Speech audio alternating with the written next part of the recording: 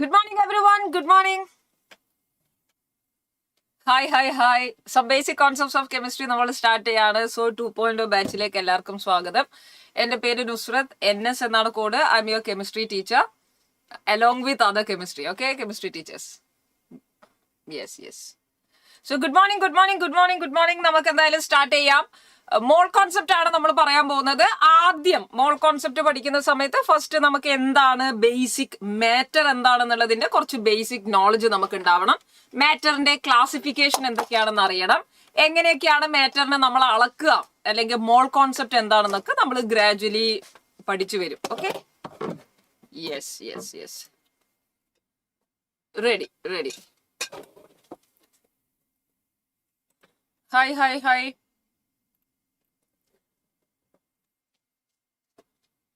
Hello.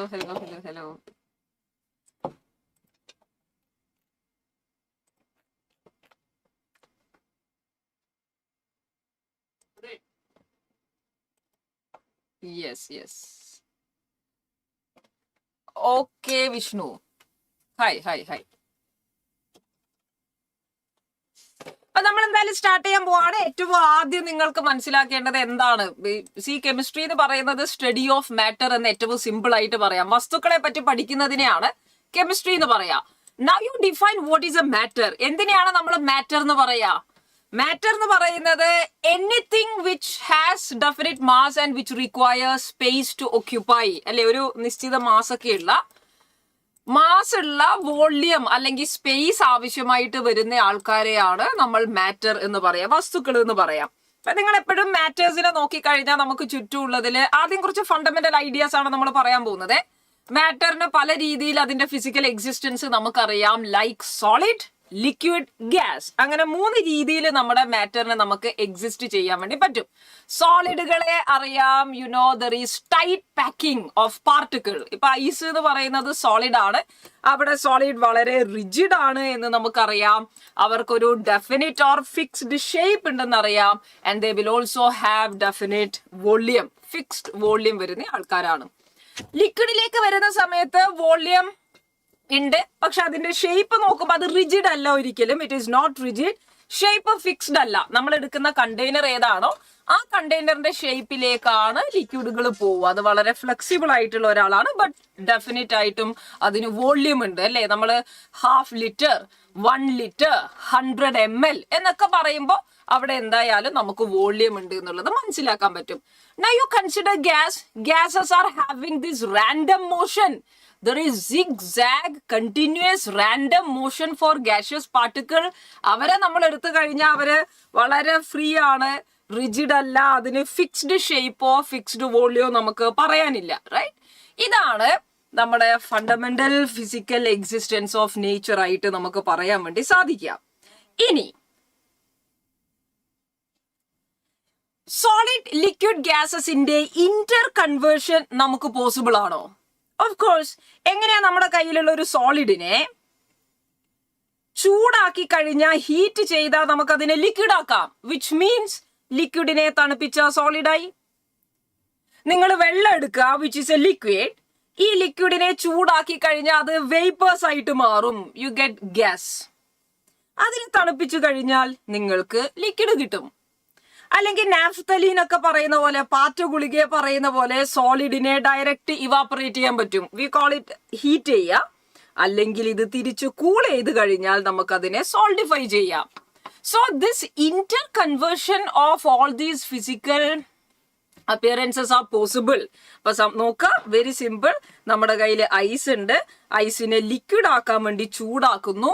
ആ പ്രോസസ്സിനെ നമ്മൾ melting എന്നാണ് വിളിച്ചത്. മെൽറ്റായി. തിരിച്ചു വരുന്നതിന് ഫ്രീസായി, തിരിച്ച് കട്ടയാവുന്നതിന് ഫ്രീസായി എന്ന് പറയാം.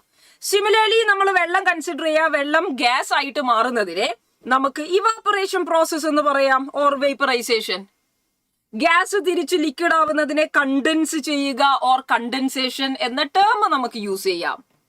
സിമിലർലി നമ്മുടെ സോളിഡ് ഡയറക്റ്റ് ഗ്യാസ് ആവുകയാണെങ്കിൽ you can call it a sublimation. തിരിച്ചാണ് വരുന്നതെങ്കിലോ solids are deposited. You can call the term deposition. ഇങ്ങനെ നമ്മുടെ കയ്യിലുള്ള നേച്ചേഴ്സ് അല്ലെങ്കിൽ ഇതിന്റെ ഫിസിക്കൽ സ്റ്റേറ്റ്സിനെ ചേഞ്ച് ചെയ്യുന്നതിനനുസരിച്ച് നമുക്കിത് പറയാൻ പറ്റും. റെഡിയല്ലേ? Hi Ishaan, good morning. Abhinav, good morning. Good morning. നമുക്ക് എന്തായാലും മാറ്ററിലേക്ക് തിരിച്ചു വരാം. മാറ്റർ എന്ന് പറയുന്നത് നമ്മുടെ anything which has definite mass ഉള്ളവരെയും and it requires space to occupy. Mass and space എന്ന ഈ രണ്ട് ടേംസ് വളരെ പ്രധാനപ്പെട്ടതാണ്. നിശ്ചിതമായിട്ടുള്ള മാസ് ഉള്ള ആൾക്കാരാവണം. ഇപ്പൊ ഈ ഫോണിന് ഡെഫിനിറ്റ് ആയിട്ട് മാസ് ഉണ്ട് and it requires space to occupy, right? അപ്പൊ നമുക്ക് സ്ഥിതി ചെയ്യാൻ സ്ഥലം ആവശ്യമുള്ള നിശ്ചിത മാസ് ഉള്ള ആൾക്കാരെയാണ് മാറ്റർ എന്ന് പറയാം. അപ്പൊ നമ്മളൊരു പ്രേതം എടുത്തു കഴിഞ്ഞാൽ പ്രേതത്തിനെ മാറ്റർ ആയിട്ട് കൺസിഡർ ചെയ്യേണ്ട കാര്യമില്ല. അതിന്റെ മാസ് എന്താ പറയാ? അതിന് സ്പേസ് വേണോ സ്ഥിതി ചെയ്യാൻ? ഇല്ല. അതുകൊണ്ട് ഭൂതങ്ങളും പ്രേതങ്ങളൊന്നും നമുക്ക് മാറ്റർ ആയിട്ട് പറയേണ്ടതില്ല. We are dealing with matter and this matter can be classified into pure substances and mixtures. ഇതൊക്കെ ഫണ്ടമെന്റൽ ഐഡിയാസ് ആണ്. പ്യുവർ സബ്സ്റ്റൻസും നമ്മുടെ കയ്യിലുള്ള ഏതൊരു വസ്തുവിനെയും we can classify them into pure substances and mixtures. Mixtures എന്ന് പറഞ്ഞാൽ mix ആണ്. They are mixed. മിക്സ്ചർ നമ്മൾ അറിയാലോ. അപ്പോ രണ്ടോ അതിലധികമോ പ്യുവർ സബ്സ്റ്റൻസിനെ മിക്സ് ചെയ്യുന്നതിനെയാണ് 2 or more പ്യുവർ സബ്സ്റ്റൻസസിനെ മിക്സ് ചെയ്താൽ അത് മിക്സ്ചറായി. അപ്പൊ നമ്മുടെ കയ്യിലുള്ളത് പ്യുവർ സബ്സ്റ്റൻസ് ആണ്. കുറെ പ്യുവർ സബ്സ്റ്റൻസിനെ മിക്സ് ചെയ്യുമ്പോഴേക്കും മിക്സ്ചേഴ്സ് ആയി. Very simple. Four example, you consider water. Water എടുത്തു കഴിഞ്ഞാൽ അതിൽ വെള്ളം മാത്രമേ ഉള്ളൂ, വേറെ ആരുമില്ല. ഈ വെള്ളത്തിലേക്ക് നിങ്ങൾ കുറച്ച് ഉപ്പ് ചേർത്താൽ വെള്ളം ഉപ്പ് എന്നുള്ളത് രണ്ട് ഡിഫറെന്റ് ആയിരിക്കുന്ന സബ്സ്റ്റൻസസ് ആണ്. Now they are mixed. So this is A mixture. അപ്പൊ ഉപ്പ് വെള്ളം ഒരു മിക്സ്ചർ ആണ്. പക്ഷെ water is A pure substance. It contains only water. ഇതാണ് ശ്രദ്ധിക്കേണ്ടത്. Let us consider another example, oxygen gas. Oxygen gas is a pure substance.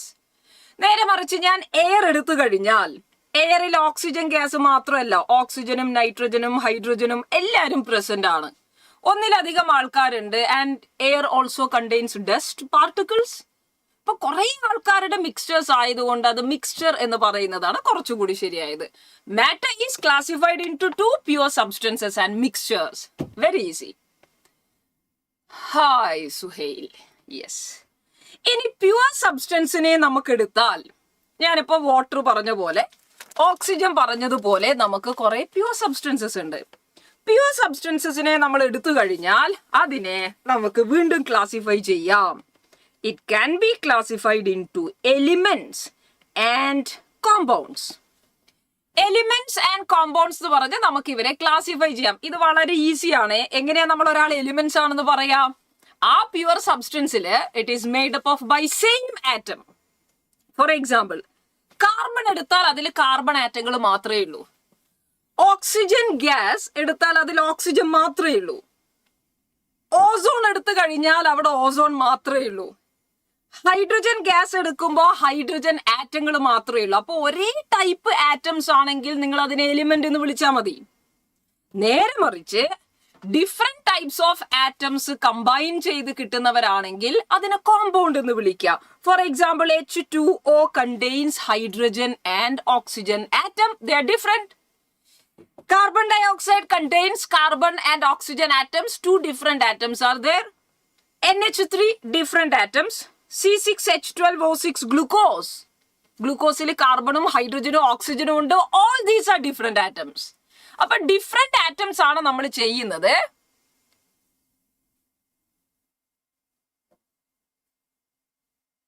Okay. Oh, elements or elements, അതിലാണ് confusion. Elements എന്ന് പറയാം. ഓക്കെ, എലിയെ വെക്കാം Vishnu. Ready. അപ്പൊ നമ്മുടെ കയ്യിലെ എലിമെന്റ്സും കോമ്പൗണ്ട്സും ആണ് ഉള്ളത്. And now you are able to differentiate what is an element and an compound. കോമ്പൗണ്ടുകൾ ഐഡന്റിഫൈ ചെയ്യാൻ വളരെ എളുപ്പമാണ്. മിക്സ്ചേഴ്സിലേക്ക് തിരിച്ചു വരാം. Mixtures can again be classified into 2 homogeneous mixtures and heterogeneous mixtures. Homo and heterogeneous mixtures ആയിട്ട് നമുക്ക് ഇവരെ ക്ലാസിഫൈ ചെയ്യാൻ പറ്റും. എന്താ homogeneous mixture? It means there is homogeneity in the solution. ഇതിപ്പോ ഒരു മിക്സ്ചർ ആണ്.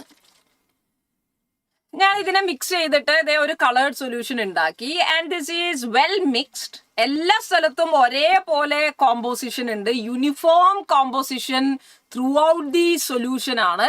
Therefore, this is homogeneous in nature. അപ്പോ ഉപ്പ് വെള്ളം നമ്മൾ എടുത്തു കഴിഞ്ഞാൽ ഉപ്പ് എല്ലാ ഭാഗത്തും ഒരേപോലെ ഉണ്ടാവും. ആപ്പ് ഓപ്പൺ ആകുന്നില്ല. ആപ്പ് ഓപ്പൺ ആകുന്നുണ്ട്. ആപ്പിൽ കുറെ ആൾക്കാരുണ്ടടാ. ഒന്നുകൂടി ട്രൈ ചെയ്ത് നോക്കൂ കേട്ടോ. ആപ്പിൽ കുറെ ആൾക്കാരുണ്ട്. വിഷ്ണുവും അഭിനവും ഒക്കെ ഇവിടെ ഉണ്ട്. ഓക്കെ. അപ്പോൾ ഹോമോജീനിയസും ഹെട്രോജീനിയസും ആയിട്ടാണ് നമ്മൾ ഇവരെ മിക്സ്ചേഴ്സിനെ ക്ലാസിഫൈ ചെയ്യുന്നത്. Homogeneous means there is well mixing happening. There is uniform composition of mixtures. Uniform composition നടക്കുമ്പോൾ അവരെയാണ് ഹോമോജീനിയസ് എന്ന് പറയാ. ഹോമോജീനിയസ് മിക്സ്ചേഴ്സിനെ സൊല്യൂഷൻസ് എന്നും നമുക്ക് വിളിക്കാം. All solutions are homogeneous. Solutions എപ്പോഴും ലിക്വിഡ് സൊല്യൂഷൻസ് മാത്രമാണോ? അല്ല. ലിക്വിഡ് മാത്രമാണ് സൊല്യൂഷൻ എന്ന് തെറ്റിദ്ധരിക്കരുത്. സോളിഡ് സൊല്യൂഷൻസ് ഉണ്ടാവാം. ഫോർ എക്സാമ്പിൾ അലോയ്സ് എടുക്കുക. അലോയ്സ് എന്ന് പറഞ്ഞാൽ മെറ്റലും കൂടി മിക്സ് ആകുന്നതാ. ഫോർ എക്സാമ്പിൾ കോപ്പർ സിങ്ക് രണ്ടുപേരും കൂടി മിക്സ് ചെയ്ത് കഴിയുമ്പോഴാണ് ബ്രാസ് നമുക്ക് കിട്ടുക. അപ്പൊ കോപ്പർ സിങ്ക് എന്ന് പറയുന്ന രണ്ട് മെറ്റലുകൾ രണ്ടുപേരും സോളിഡ് ആണ്. അവരെ നന്നായിട്ട് മിക്സ് ചെയ്തിട്ട് സോളിഡ് സൊല്യൂഷനാ കിട്ടിയത്. അലോയ്സ് സോളിഡ് സൊല്യൂഷന്റെ എക്സാമ്പിളാ. എയർ എന്ന് പറയുന്നത് അതിലെല്ലാവരും ഗ്യാസസ് ആണ്. ഗ്യാസസ് എല്ലാത്തിലും വെൽ മിക്സിങ് നടക്കുന്നുണ്ട്. അപ്പൊ ഗ്യാസസ് ആയതുകൊണ്ട് നമുക്ക് അത് ഗ്യാഷ്യസ് സൊല്യൂഷൻ എന്ന് പറയാം. അപ്പൊ എപ്പോഴും ഹാഫിസെ അത് കിട്ടും. നോക്കാട്ടോ. ഹാഫിസ മാൻ നമുക്ക് ഇവിടെ ചോദിക്കാം. അപ്പൊ എപ്പോഴും ശ്രദ്ധിക്കുക, സോളിഡ് സൊല്യൂഷൻസ് ആവാം, ലിക്വിഡ് സൊല്യൂഷൻസ് ആവാം, ഗ്യാഷ്യസ് സൊല്യൂഷൻസ് ആവാം. എപ്പോഴും ലിക്വിഡ് ആവണമെന്ന് നിർബന്ധമൊന്നുമില്ല. സൊല്യൂഷൻസ് അല്ലെങ്കിൽ ഹോമോജീനിയസ് മിക്സ്ചേഴ്സ് ഏത് ഫോമിലും ഉണ്ടാവാം. What about heterogeneous mixture? Heterogeneous മിക്സ്ചേഴ്സിൽ വെൽ മിക്സിംഗ് നടക്കുന്നില്ല. ഫോർ എക്സാമ്പിൾ ചെളിവെള്ളം എടുക്ക്. മഡി വാട്ടർ, മഡ് ആൻഡ് വാട്ടറിനെ നിങ്ങൾ എടുക്ക്. മഡ് ഇൻ വാട്ടർ അവര് തമ്മിൽ നന്നായിട്ട് മിക്സ് ചെയ്യോ? ഇല്ല. അവര് തമ്മിൽ നന്നായിട്ട് മിക്സ് ആവുന്നില്ല. എപ്പോഴും വെൽ മിക്സിംഗ് നടക്കില്ല. സസ്പെൻഷൻസ് ഒക്കെ, കൊളോയിഡുകളും സസ്പെൻഷൻസും ഒക്കെ, സസ്പെൻഷൻ എന്ന് പറഞ്ഞാൽ പ്രിസിപ്പിറ്റേറ്റ്, അതെല്ലാം ഹെറ്ററോജീനിയസ് മിക്സ്ചേഴ്സിന്റെ എക്സാമ്പിൾ ആണ്. Dust in air. എയറിൽ നമുക്ക് ഡസ്റ്റ് കാണാൻ പറ്റില്ലേ? അത് വെൽ മിക്സിംഗ് അല്ല. അത് നമുക്ക് കാണുമ്പോൾ തന്നെ വേർതിരിച്ചറിയാൻ പറ്റും. അപ്പൊ നന്നായിട്ട് മിക്സ് ആകാത്ത സൊല്യൂട്ടും സോൾവെന്റുകളും തമ്മിൽ ഒരിക്കലും നന്നായിട്ട് മിക്സ് ആവാത്ത ആൾക്കാരാണ് ഹെറ്ററോജീനിയസ് സബ്സ്റ്റൻസ്. അതൊന്നുകിലും നമുക്ക് കണ്ണോട് തന്നെ കാണുമ്പോൾ ആ പാർട്ടിക്കിൾസിന്റെ ഡിഫറൻസ് മനസ്സിലാവും, അല്ലെങ്കിൽ മൈക്രോസ്കോപ്പിലൂടെ നോക്കുമ്പോൾ നമുക്കത് മനസ്സിലാവും. ഇപ്പൊ ഹെറ്ററോജീനിയസ് മിക്സ്ചേഴ്സിൽ നോൺ യൂണിഫോം ഡിസ്ട്രിബ്യൂഷൻ ആണ്. അപ്പൊ മണ്ണും മണലും ഒക്കെ നമുക്ക് വരുമ്പോഴേക്ക് അത് ഹെറ്ററോജീനിയസ് മിക്സ്ചേഴ്സ് ആയിട്ട് പറയാം. ഒരു കാര്യം ശ്രദ്ധിക്കേണ്ടത്, നമുക്ക് മിക്സ്ചേഴ്സിനെ എങ്ങനെയാ സെപ്പറേറ്റ് ചെയ്യാൻ പറ്റുക? ആലോചിച്ച് നോക്കിയേ. Mixtures whether it is homogeneous or heterogeneous, നമ്മൾ ഇതിനെ എങ്ങനെ സെപ്പറേറ്റ് ചെയ്യും? Let us consider heterogeneous mixture. ഇതിനെ എങ്ങനെയായിരിക്കും നമ്മൾ സെപ്പറേറ്റ് ചെയ്യാൻ പോകുന്നത്? ആലോചിച്ച് നോക്കിയേ. ഹെറ്ററോജീനിയസ് മിക്സ്ചറിനെ നമുക്ക് എങ്ങനെ സെപ്പറേറ്റ് ചെയ്യാൻ വേണ്ടി പറ്റും? കൊളോയിഡ് എന്തുട്ടാ? കൊളോയിഡ് എന്ന് പറഞ്ഞ നമ്മുടെ സൊല്യൂഷനില് സൊല്യൂട്ടും സോൾവെന്റും പ്രസന്റ് ആണ്. ഫോർ എക്സാമ്പിൾ ഉപ്പ് വെള്ളം, പ്രജ്വലയെ ഉപ്പ് വെള്ളത്തിൽ ഉപ്പുണ്ടല്ലോ, അത് ഭയങ്കര ചെറുതാ. പ്രിസിപ്പിറ്റേറ്റ് എന്ന് പറഞ്ഞാൽ സൈസ് വളരെ വലുതാ. കൊളോയിഡ് എന്ന് പറഞ്ഞാൽ ഇതിന്റെ ഇടയിലുള്ളവർ. സൊല്യൂട്ടിനേക്കാളും സൈസ് വലുതാണ്, പ്രിസിപ്പിറ്റേറ്റിനേക്കാളും സൈസ് കുറവാണ്. അതിനിടയിൽ വരുന്ന ആൾക്കാരെയാണ് കൊളോയിഡുകൾ എന്ന് നമ്മൾ വിളിക്കുക. For example milk is A colloid, butter is A colloid, നമ്മൾ എടുക്കുന്ന jellies they are all colloids. അപ്പൊ കൊളോയിഡ്സ് സൊല്യൂട്ടിനേക്കാളും വലുതാണ്, പക്ഷെ പ്രിസിപ്പിറ്റേറ്റിനേക്കാളും ചെറുതാണ് എന്ന് നമുക്ക് പറയാം. അവര് ഹെറ്ററോജീനിയസ് ആണ്, കാരണം സൈസ് കുറച്ച് വലുതായത് കൊണ്ട് തന്നെ വെൽ മിക്സിംഗ് നടക്കൂല. അപ്പൊ മിൽക്ക് എന്ന് പറയുന്നത് ഒരു കൊളോയിഡ് ആണ്, ബട്ടർ എന്ന് പറയുന്നത് ഒരു കൊളോയിഡ് ആണ്, പെയിന്റ് ഇല്ലേ അത് കൊളോയിഡ് ആണ്. റെഡി? യെസ്. ഓക്കെ, അപ്പൊ നിങ്ങൾ ഇതിൽ ശ്രദ്ധിക്കുക. നമ്മൾ ഇത്രയും കാര്യങ്ങളൊക്കെ പറഞ്ഞല്ലോ. Now listen everybody. മാറ്ററിനെ രണ്ടായിട്ടാണ് ക്ലാസിഫൈ ചെയ്തത്, പ്യുവർ സബ്സ്റ്റൻസ് ആൻഡ് മിക്സ്ചേഴ്സ്. ഈ പ്യുവർ സബ്സ്റ്റൻസസിന്റെ പ്രത്യേകത ഞാൻ ചോദിക്കട്ടെ, എലിമെന്റ്സും കോമ്പൗണ്ട്സും ഉണ്ട്. ഈ കോമ്പൗണ്ട് കാർബൺ ഡൈ ഓക്സൈഡ് ഉണ്ടായിരിക്കുന്നത് കാർബണും ഓക്സിജനും ചേർന്നിട്ടാണല്ലോ. ഇവരുടെ ക്യാരക്ടറിസ്റ്റിക്സ് ഇതിന്റെ കോൺസ്റ്റിറ്റ്യൂവന്റ് എലിമെന്റ്സിനോട് സെയിം ആണോ ഡിഫറെന്റ് ആണോ? Or you consider the compound H2O. H2O എന്ന് പറഞ്ഞാൽ ഹൈഡ്രജനും ഓക്സിജനും കൂടി ചേർന്നിട്ടാണ് H2O ഉണ്ടായത്. പക്ഷെ H2O സ്വഭാവം ഹൈഡ്രജന്റെയോ ഓക്സിജന്റെയോ സ്വഭാവമാണോ അതോ വേറെയാണോ? ഹൈഡ്രജൻ നിങ്ങൾ എടുത്തു കഴിഞ്ഞാൽ അത് കത്തുന്ന സാധന, ഓക്സിജൻ എടുത്തു കഴിഞ്ഞാൽ അത് കത്താൻ സഹായിക്കുന്ന ആളാണ്. എന്നാൽ ഹൈഡ്രജനും ഓക്സിജനും കൂടി ചേർന്നിട്ട് വെള്ളം ഉണ്ടായി കഴിഞ്ഞാൽ അത് തീ അണയ്ക്കാൻ ഉപയോഗിക്കുന്ന ഫയർ എക്സ്റ്റിങ്വിഷർ ആയിട്ട് ഉപയോഗിക്കുന്നയാളാ. അതുകൊണ്ട് നമ്മൾ എപ്പോഴും മനസ്സിലാക്കേണ്ടത് yes properties of compounds are different from those that of their constituent elements. ഒരു കോമ്പൗണ്ടിന്റെ പ്രോപ്പർട്ടി അവരുടെ ആ ഇൻഡിവിജ്വൽ എലിമെന്റിൽ നിന്ന് വ്യത്യാസമായിരിക്കും, അവരുടെ സ്വഭാവം വ്യത്യാസമാണ്. അപ്പൊ കോമ്പൗണ്ട് കംപ്ലീറ്റ്ലി ഡിഫറെന്റ് ആയിരിക്കുന്ന ഒരു എൻറ്റിറ്റി ആണ്.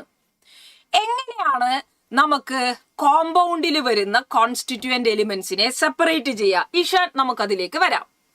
ഞാനിപ്പോ H2O സെപ്പറേറ്റ് ചെയ്യുന്നത് ഫിസിക്കൽ മെത്തേഡിലൂടെയാണോ കെമിക്കൽ മെത്തേഡിലൂടെയാണോ? H2O നമ്മൾ ഹൈഡ്രോളൈസ് ചെയ്യുമ്പോഴാണ്, വെരി ഗുഡ് വൈഷ്ണവ്, H2O നമ്മൾ ഹൈഡ്രോളൈസ് ചെയ്യുമ്പോഴാണ്, അല്ലെങ്കിൽ ഇലക്ട്രോളിസിസ്, ഹൈഡ്രോളൈസ് എന്നല്ല ഇലക്ട്രോളിസിസ് എന്നുള്ളതാ കറക്റ്റ് വാക്ക്. ഇലക്ട്രോളിസിസ് എന്ന് പറഞ്ഞാൽ എന്താ? വെള്ളത്തിലേക്ക് നിങ്ങൾ കറണ്ട് പാസ് ചെയ്യുക. അങ്ങനെ കറണ്ട് പാസ് ചെയ്ത് നിങ്ങൾക്ക് ഇതിനെ ഹൈഡ്രജനും ഓക്സിജനും ആക്കി സെപ്പറേറ്റ് ചെയ്യാൻ പറ്റും. റെഡി? അപ്പൊ കെമിക്കൽ മെത്തേഡിലൂടെ ആയിരിക്കും നമ്മൾ എപ്പോഴും ഒരു കോമ്പൗണ്ടിനെ അവരുടെ കോൺസ്റ്റിറ്റ്യൂവന്റ് ആയിട്ട് മാറ്റുക. യു കൺസിഡർ NH3 എന്ന കോമ്പൗണ്ടിനെ നമ്മൾ റിയാക്ഷൻസ് ചെയ്ത് കെമിക്കൽ മെത്തേഡിലൂടെയാണ് നൈട്രജനും ഹൈഡ്രജനും ആയിട്ട് മാറുക. This is decomposition. നന്നായി ചൂടാക്കി നമ്മൾ അതിനെ കംപ്ലീറ്റ് കെമിക്കലി നമ്മൾ അതിനെ ചേഞ്ച് ആക്കുകയാണ്. അപ്പൊ മനസ്സിലാക്കുക, NH3 on decomposition U are getting nitrogen and hydrogen. Water on decomposition you get hydrogen and oxygen. അതിനുവേണ്ടി നമ്മൾ ഇലക്ട്രോളിസിസ് എന്ന പ്രോസസ്സാണ് യൂസ് ചെയ്തേ. അപ്പൊ എപ്പോഴും കോമ്പൗണ്ടുകളെ കോൺസ്റ്റിറ്റ്യൂവന്റ് എലിമെന്റ്സ് ആക്കി കൺവേർട്ട് ചെയ്യുന്നതിന് നമ്മൾ കെമിക്കൽ മെത്തേഡ്സ് ആണ് അഡോപ്റ്റ് ചെയ്യേണ്ടത്, ഫിസിക്കൽ മെത്തേഡ്സ് അല്ല. ഫിസിക്കൽ മെത്തേഡ്സ് എന്ന് പറഞ്ഞാൽ എന്താ? ഇവാപറേറ്റ് ചെയ്യുക, സബ്ലിമേഷൻ ചെയ്യുക, ഡെപ്പോസിഷൻ, മെൽറ്റിംഗ്, ഫ്രീസിങ്, അങ്ങനെ ഉണ്ടല്ലോ, ചൂടാക്കുകയും തണുപ്പിക്കുകയും ചെയ്യുക. അല്ലെങ്കിൽ ഹാൻഡ് പിക്കിംഗ് മെത്തേഡ്. ഇപ്പൊ നമ്മൾ അരിയില് കല്ലുണ്ടെങ്കിൽ എങ്ങനെയാ നമ്മൾ അതിനെ വേർതിരിക്കുക? കൈയോട് പെറുക്കിയെടുക്കും, ഹാൻഡ് പിക്കിംഗ്.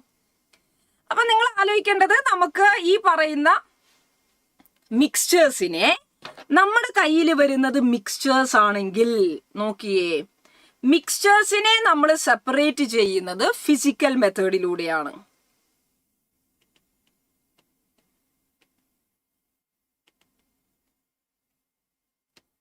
മിക്സ്ചേഴ്സിനെ നമുക്ക് സെപ്പറേറ്റ് ചെയ്യാൻ പറ്റുന്നത് ഫിസിക്കൽ മെത്തേഡിലൂടെയാണ്. ഫിസിക്കൽ മെത്തേഡുകൾ എന്തൊക്കെയാന്ന് ചോദിച്ചാൽ, ഒന്ന് നമുക്ക് കൈകൊണ്ട് പെറുക്കാം, hand picking can be a physical method. Filtration ചെയ്യാം. ഇപ്പൊ ചെളിവെള്ളം നിങ്ങൾക്ക് തന്നു, മഡി വാട്ടർ, അല്ലെങ്കിൽ കല്ലും വെള്ളവും കൂടി മിക്സ് ചെയ്ത് തന്നു, നമുക്ക് എന്ത് ചെയ്താൽ മതി? അരിപ്പയിൽ കൂടി ചായ എങ്ങനെ നിങ്ങൾ അരിച്ചെടുക്കുക? അരിപ്പയിൽ കൂടി ചായപ്പൊടി വേർതിരിക്കൂലേ? Filtration is a physical method. Or it can be crystallization, നമുക്ക് ഇവാപറേഷൻ ചെയ്യാം. ഇറ്റ് ക്യാൻ ബി ഡിസ്റ്റിലേഷൻ, ചൂടാക്കാം. ഉപ്പ് വെള്ളമുണ്ട്, കടലിലെ വെള്ളം വറ്റിച്ചിട്ടല്ലേ നമ്മൾ ഉപ്പുണ്ടാക്കുക?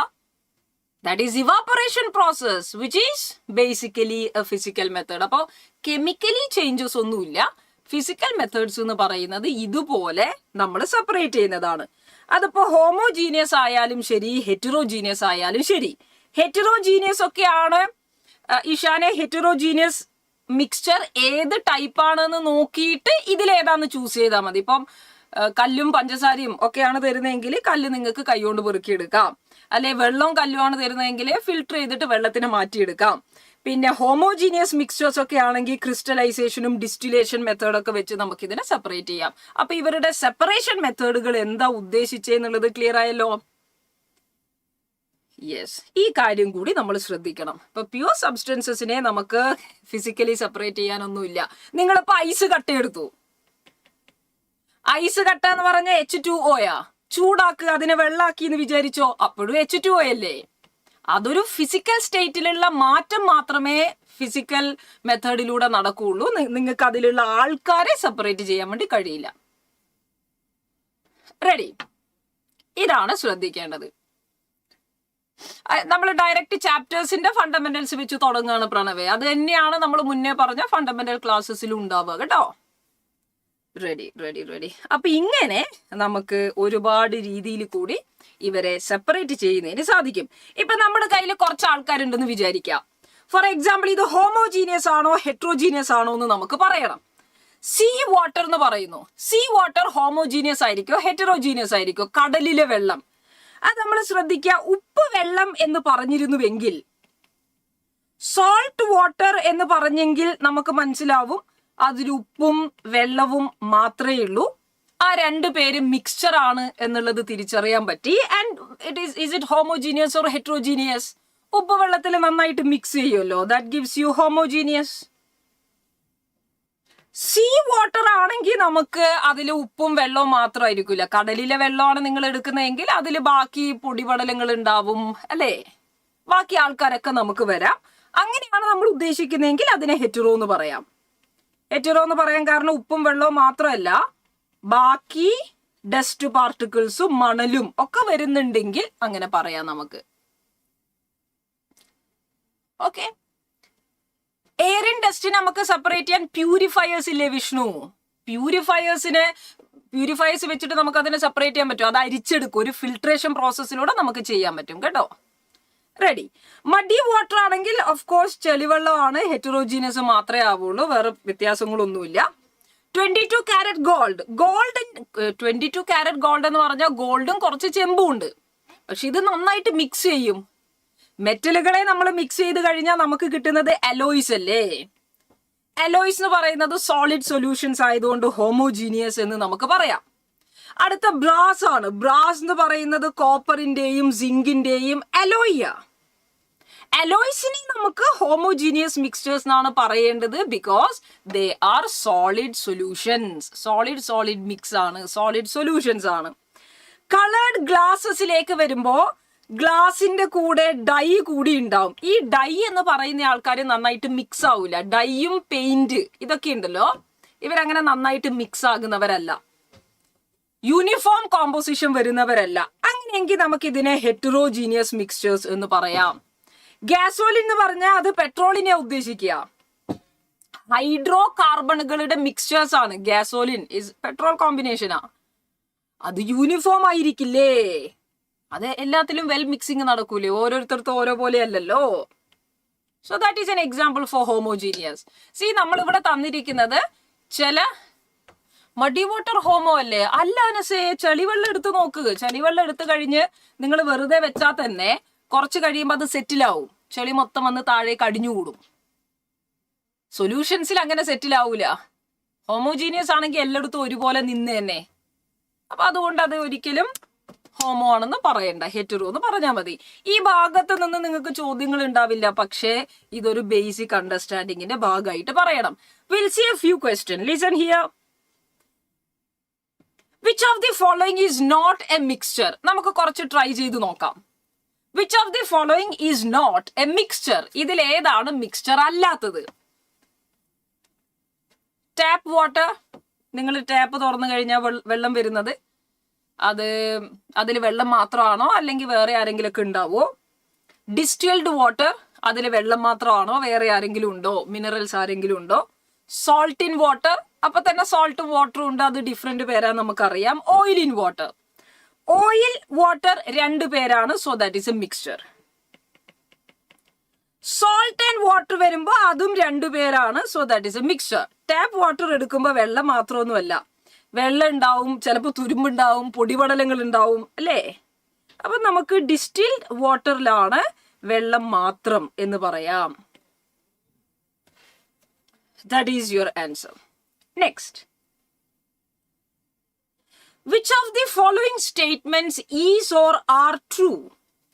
ഇതിലേതാണ് ശരിയായിരിക്കുന്നതെന്ന് പറയണം. An element of a substance contains only one kind of atom. ആലോചിച്ച് നോക്കിയേ, എലിമെന്റിനെ എടുത്താൽ, എലിമെന്റിന്റെ example sodium. Sodium is an example for element. അതിൽ ഒരു ടൈപ്പ് ആറ്റം മാത്രമേ ഉണ്ടാവുള്ളൂ. അതെ. Carbon is another example. Hydrogen is another example. Elements will contain only one type of atom. അതുകൊണ്ട് അത് ശരിയായിരിക്കുന്ന സ്റ്റേറ്റ്മെന്റ് ആണ്. Second one, a compound. Compound എന്ന് പറഞ്ഞാൽ for example H2O or NH3. Different elements combine ചെയ്ത് വരുന്നയാളാണ് compound. Compound can be decomposed into its components. ഇപ്പൊ H2O നെ H2+O2 ആക്കാൻ പറ്റും. കെമിക്കൽ മെത്തേഡ് യൂസ് ചെയ്താൽ മതി. കെമിക്കൽ മെത്തേഡ് യൂസ് ചെയ്താൽ നമുക്ക് ചെയ്യാൻ പറ്റും. ഓൾ ഹോമോജീനിയസ് മിക്സ്ചേഴ്സ് ആ സൊല്യൂഷൻസ്. അതുകൊണ്ട് ഇവിടെ കൊടുത്തിരിക്കുന്ന എല്ലാ സ്റ്റേറ്റ്മെന്റും കറക്റ്റ് ആണെന്ന് പറയാം. It's easy. യെസ്. നെക്സ്റ്റ് പറഞ്ഞേ, which of the following is A solution? ഇതിൽ ഏതിനെയാണ് സൊല്യൂഷൻ എന്ന് നമ്മൾ പറയാം. Heterogeneous mixture, is it a solution? No, solutions are always homogeneous. Heterogeneous ഒരിക്കലും സൊല്യൂഷൻ അല്ല. അപ്പൊ ഹെറ്ററോജീനിയസ് പറയാൻ പറ്റില്ല. It should be homo only. Partially homo, partially hetero, what is it? അത് പറ്റൂലല്ലോ, അതിന് ഒരു ലോജിക് ഇല്ലല്ലോ.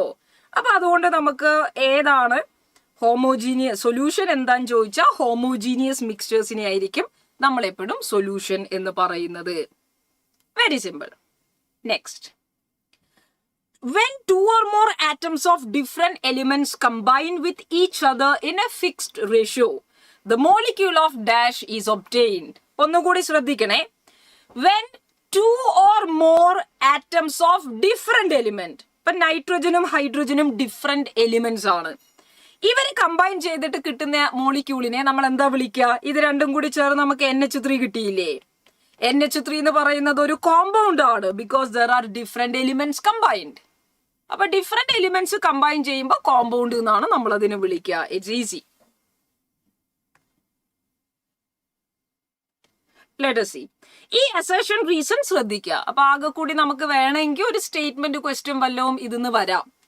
ചാൻസസ് ഭയങ്കര കുറവാണ്. റീസെന്റ് ക്വസ്റ്റ്യൻസിൽ നിങ്ങൾക്ക് അധികം കാണാൻ പറ്റില്ല. എന്നാലും ഇതൊരു ഫണ്ടമെന്റൽ ആണ്. അസേർഷൻ ശരിയാണോ തെറ്റാണോ എന്ന് പറയണേ. Assertion.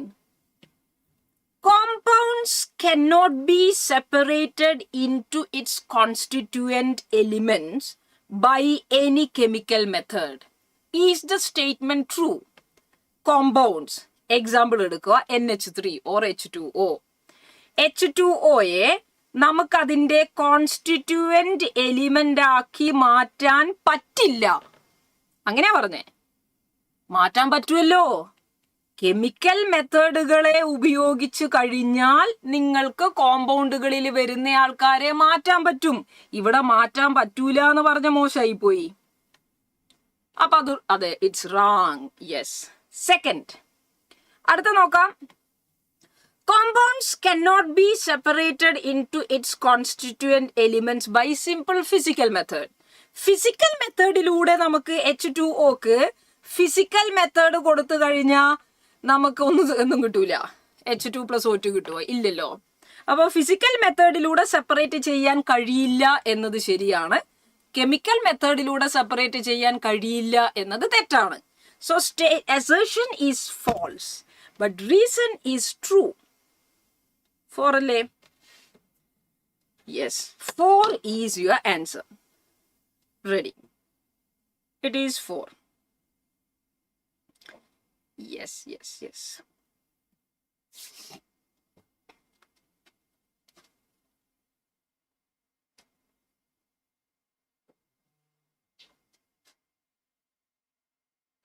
ഓക്കെ അമൽ, ചെയ്യാം. ഇനിയിപ്പൊ നിങ്ങൾ ശ്രദ്ധിക്കണേ, നമ്മൾ പഠിക്കാൻ പോകുന്നത് അതെ Anas, correct. Yes Jayal, very good. നമ്മൾ ഇനി പഠിക്കാൻ പോകുന്നത് fundamental laws in chemistry, which is known as laws of chemical combination, law of conservation of mass given by Antoine Lavoisier, law of definite proportion by Joseph Proust, law of multiple proportion by John Dalton, law of gaseous volumes by Gay Lussac, Avogadro law by Avogadro. ഈ fundamental laws നമുക്കറിഞ്ഞാൽ മാറ്ററിനെ പറ്റി, അതിന്റെ റിയാക്ഷൻസിനെ പറ്റി കൂടുതൽ കാര്യങ്ങൾ മനസ്സിലാവും, കോമ്പൗണ്ടുകളെ പറ്റി മനസ്സിലാവും. അങ്ങനെ നമുക്ക് മെല്ലെ മാറ്ററിന്റെ സ്വഭാവങ്ങളൊക്കെ പഠിച്ച് മോൾ കോൺസെപ്റ്റിലേക്ക് മൂവ് ചെയ്യാൻ പറ്റും. ആദ്യം നമ്മൾ പഠിക്കാൻ പോകുന്നത് law of conservation of mass, one of the easiest and fundamental law in chemistry. Lavoisier പറഞ്ഞിരിക്കുന്ന കാര്യം വളരെ എളുപ്പമാണ്. നമ്മളിപ്പോ ആലോചിച്ച് കഴിഞ്ഞാൽ ഭയങ്കര എളുപ്പത്തിൽ നമുക്ക് പറയാം. Total mass before the reaction is equal to total mass after reaction.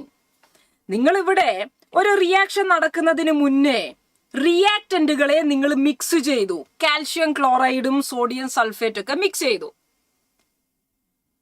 Okay, അങ്ങനെ ഇത് രണ്ടും കൂടി മിക്സ് ചെയ്യുന്ന സമയത്ത് നമുക്ക് കിട്ടിയിരിക്കുന്നത് എന്താ? 300.23 ആണ്. റിയാക്ഷൻ നടന്നു. റിയാക്ഷൻ നടന്നതിന് ശേഷവും സെയിം ആണ്. ഇപ്പൊ പ്രോഡക്റ്റിൽ വ്യത്യാസമൊക്കെ വന്നു. എന്താ പ്രോഡക്റ്റ്? കാൽഷ്യം സൾഫേറ്റ് പ്രിസിപ്പിറ്റേറ്റും NaCl ഒക്കെ ആയിട്ട് മാറി. പക്ഷേ എമൗണ്ടിൽ വ്യത്യാസമൊന്നുമില്ല, എമൗണ്ട് സെയിമാ.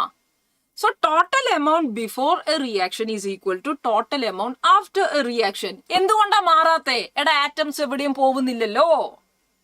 ആറ്റംസ് അതിനകത്ത് തന്നെയുണ്ട്. കാൽഷ്യം, ക്ലോറിൻ, സോഡിയം സൾഫേറ്റ് ഇവരെല്ലാം അതിനകത്ത് തന്നെയുണ്ട്. But there is rearrangement happening if you write the reaction. ഇപ്പൊ നമുക്ക് റിയാക്ഷൻ എഴുതാൻ പറ്റും. ആ സമയത്തുള്ളത് നോക്കണേ, കാൽഷ്യം ക്ലോറൈഡും Na2SO4ഉം കൂടി ചേർന്ന് നമുക്ക് കിട്ടിയിരിക്കുന്നത് കാൽഷ്യം സൾഫേറ്റും NaClഉം ആണ്.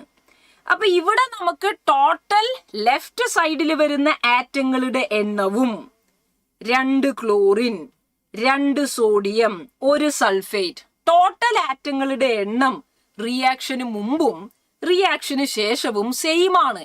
ആറ്റം അല്ലേ മാസ് കൊടുക്കുക? ആറ്റമാണ് നമുക്ക് മാസ് കൊടുക്കുക. ഓക്കെ, ഒരു എലിമെന്റും ഒരു ആറ്റവും തമ്മിലുള്ള വ്യത്യാസം എന്താ? ഓക്സിജനെ എലിമെന്റിനെ റെപ്രസെന്റ് ചെയ്യുക O2 ആയിട്ടാ. കാരണം ഓക്സിജൻ എക്സിസ്റ്റ് ചെയ്യുന്ന ഫോമാണ് O2. അതിന്റെ ആറ്റം O മാത്രമാണ്. സുഹേൽ അത് മനസ്സിലായോ? ഞാൻ പറഞ്ഞ മനസ്സിലായി. ഫോസ്ഫറസ് P4 ആയിട്ടാണ് എക്സിസ്റ്റ് ചെയ്യുക. എന്നാൽ അതിന്റെ ആറ്റത്തിനെ P എന്ന് മാത്രം റെപ്രസെന്റ് ചെയ്താൽ മതി. അതൊരു സിംഗിൾ ആറ്റത്തിന് മാത്രം എടുക്കുന്നത്. ഡിഫറൻസ് മനസ്സിലായോ? ടോട്ടൽ ആറ്റങ്ങൾ സെയിം ആയതുകൊണ്ട് തന്നെ മാസ് മാറുന്നില്ല. So matter can neither be created nor B destroyed or total mass is conserved എന്നൊക്കെ നമുക്ക് പറയാം. ഇതിൽ നിന്നാണ് ബാലൻസിങ് ഓഫ് ഇക്വേഷൻ വന്നിരിക്കുന്നത്. ഈ ഒരു ലോയുടെ അടിസ്ഥാനത്തിലാണ്. So total mass of reactant before reaction is equal to total mass after reaction. ഇതാണ് ലാവോസിയുടെ law of conservation of mass. ഇത് നമ്മുടെ nuclear reactions doesn't obey this law. അതെ ഷെർവിൻ, ബാക്കി നിങ്ങൾക്ക് ആപ്പിൽ തന്നെ നിങ്ങളുടെ ക്ലാസ്സുകൾ ഷെഡ്യൂൾ ചെയ്ത് കാണാൻ പറ്റും. അത്രയും നമ്പർ ഓഫ് ക്ലാസ്സസേ ഉണ്ടാവുള്ളൂ. യെസ്. ഇപ്പൊ ന്യൂക്ലിയർ റിയാക്ഷൻസ് ഇത് ഫോളോ ചെയ്യുന്നില്ല. കാരണം അല്ലെങ്കിൽ റേഡിയോ ആക്ടിവിറ്റിക്ക് ഇത് ബാധകമല്ല. റേഡിയോ ആക്ടിവിറ്റി എന്ന് പറഞ്ഞാൽ E is equal to mc², which means mass എന്നുള്ളത് എനർജി ആയിട്ട് കൺവേർട്ട് ചെയ്തുകൊണ്ടേയിരിക്കുന്നുണ്ട്. റേഡിയേഷൻ ആയിട്ട് എമിറ്റ് ചെയ്തുകൊണ്ടിരിക്കുന്നുണ്ട്. റേഡിയേഷൻസിനും ന്യൂക്ലിയർ റിയാക്ഷൻസിനും അല്ല നമ്മൾ പറയുന്നത്. ബാക്കിയുള്ള എല്ലാ റിയാക്ഷൻസിനും ഇത് നമുക്ക് ആപ്ലിക്കബിൾ ആണ് എന്നുള്ളത് പറയാം. Ready? Not applicable for radioactivity. Let us see a question. Very easy question. A student heats 25 gram of reactant A. 25 gram A ആണ് സ്റ്റുഡന്റ് എടുത്തിരിക്കുന്നത്.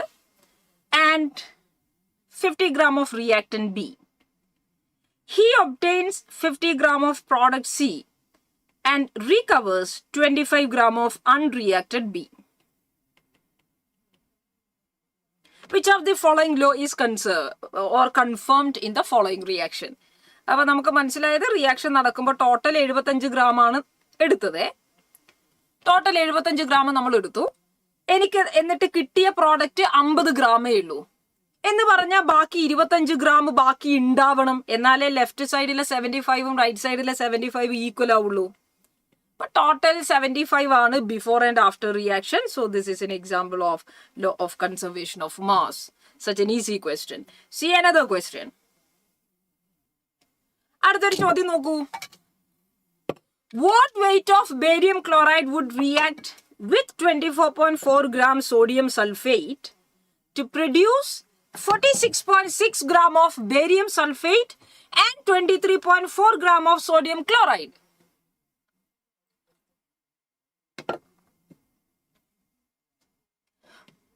What weight of barium chloride would react with?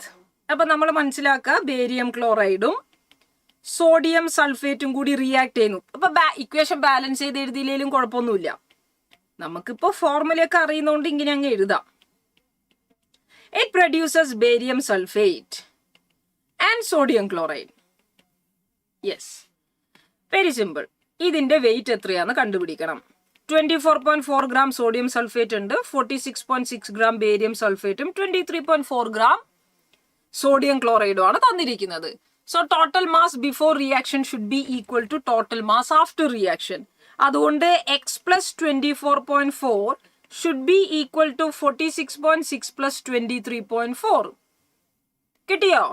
അപ്പൊ x എന്ന് പറഞ്ഞാൽ 6 4 10, 6 3 9 10, 4 5 6 7, 70 minus 24.4.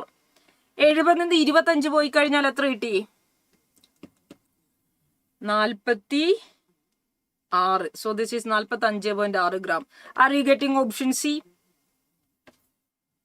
Easy. കിട്ടിയില്ലേ? C കിട്ടിയില്ലേ? 45.6 gram ആയിരിക്കും അപ്പൊ ഇവിടെ ഉണ്ടാവുക. എന്നാലേ അത് ഓവറോൾ നമുക്ക് ബാലൻസ് ആവുള്ളൂ. It's easy. Law of conservation of മാസിന്റെ അടിസ്ഥാനത്തിൽ പറയാം. അടുത്തൊരു ക്വസ്റ്റ്യൻ ഇത് നോക്കിയേ.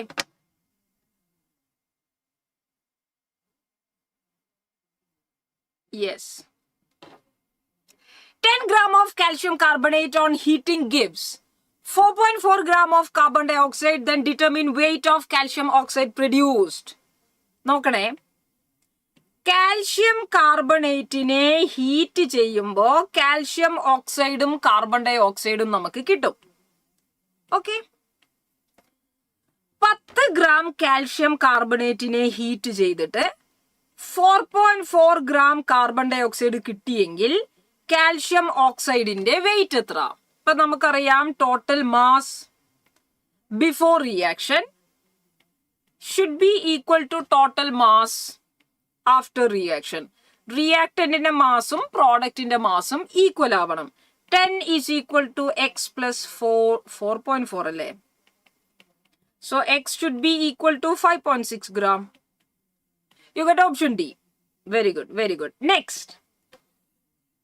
ഒരു ചോദ്യം കൂടി നോക്കാം.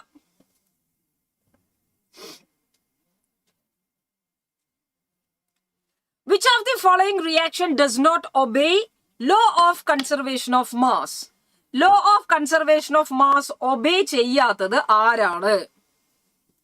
Law of conservation of mass obey ചെയ്യാത്തത് ആരാണ്?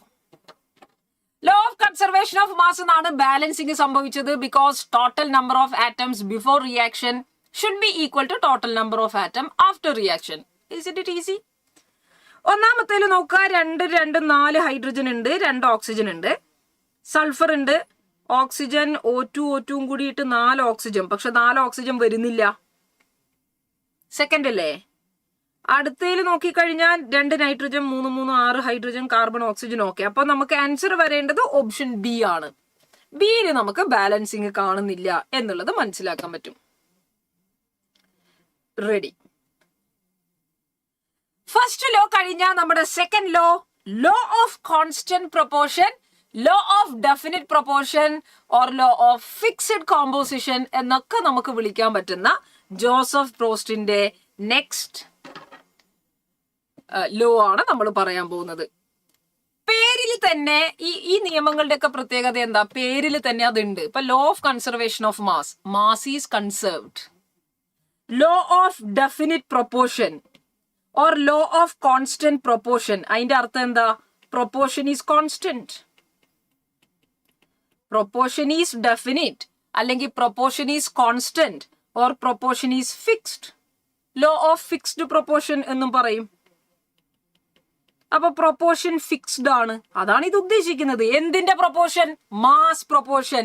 ഇതെല്ലാം മാസിനെ പറ്റിയാ പറയുന്നത്. അപ്പൊ ലോ ഓഫ് ഡെഫിനിറ്റ് പ്രൊപ്പോർഷനിൽ പറയുന്നത് മാസ് പ്രൊപ്പോർഷൻ ഫിക്സ്ഡ് ആണ്. ആരുടെ മാസ്? ഏതിലുള്ള മാസ്? ഒരു കോമ്പൗണ്ടിലുള്ള മാസ്.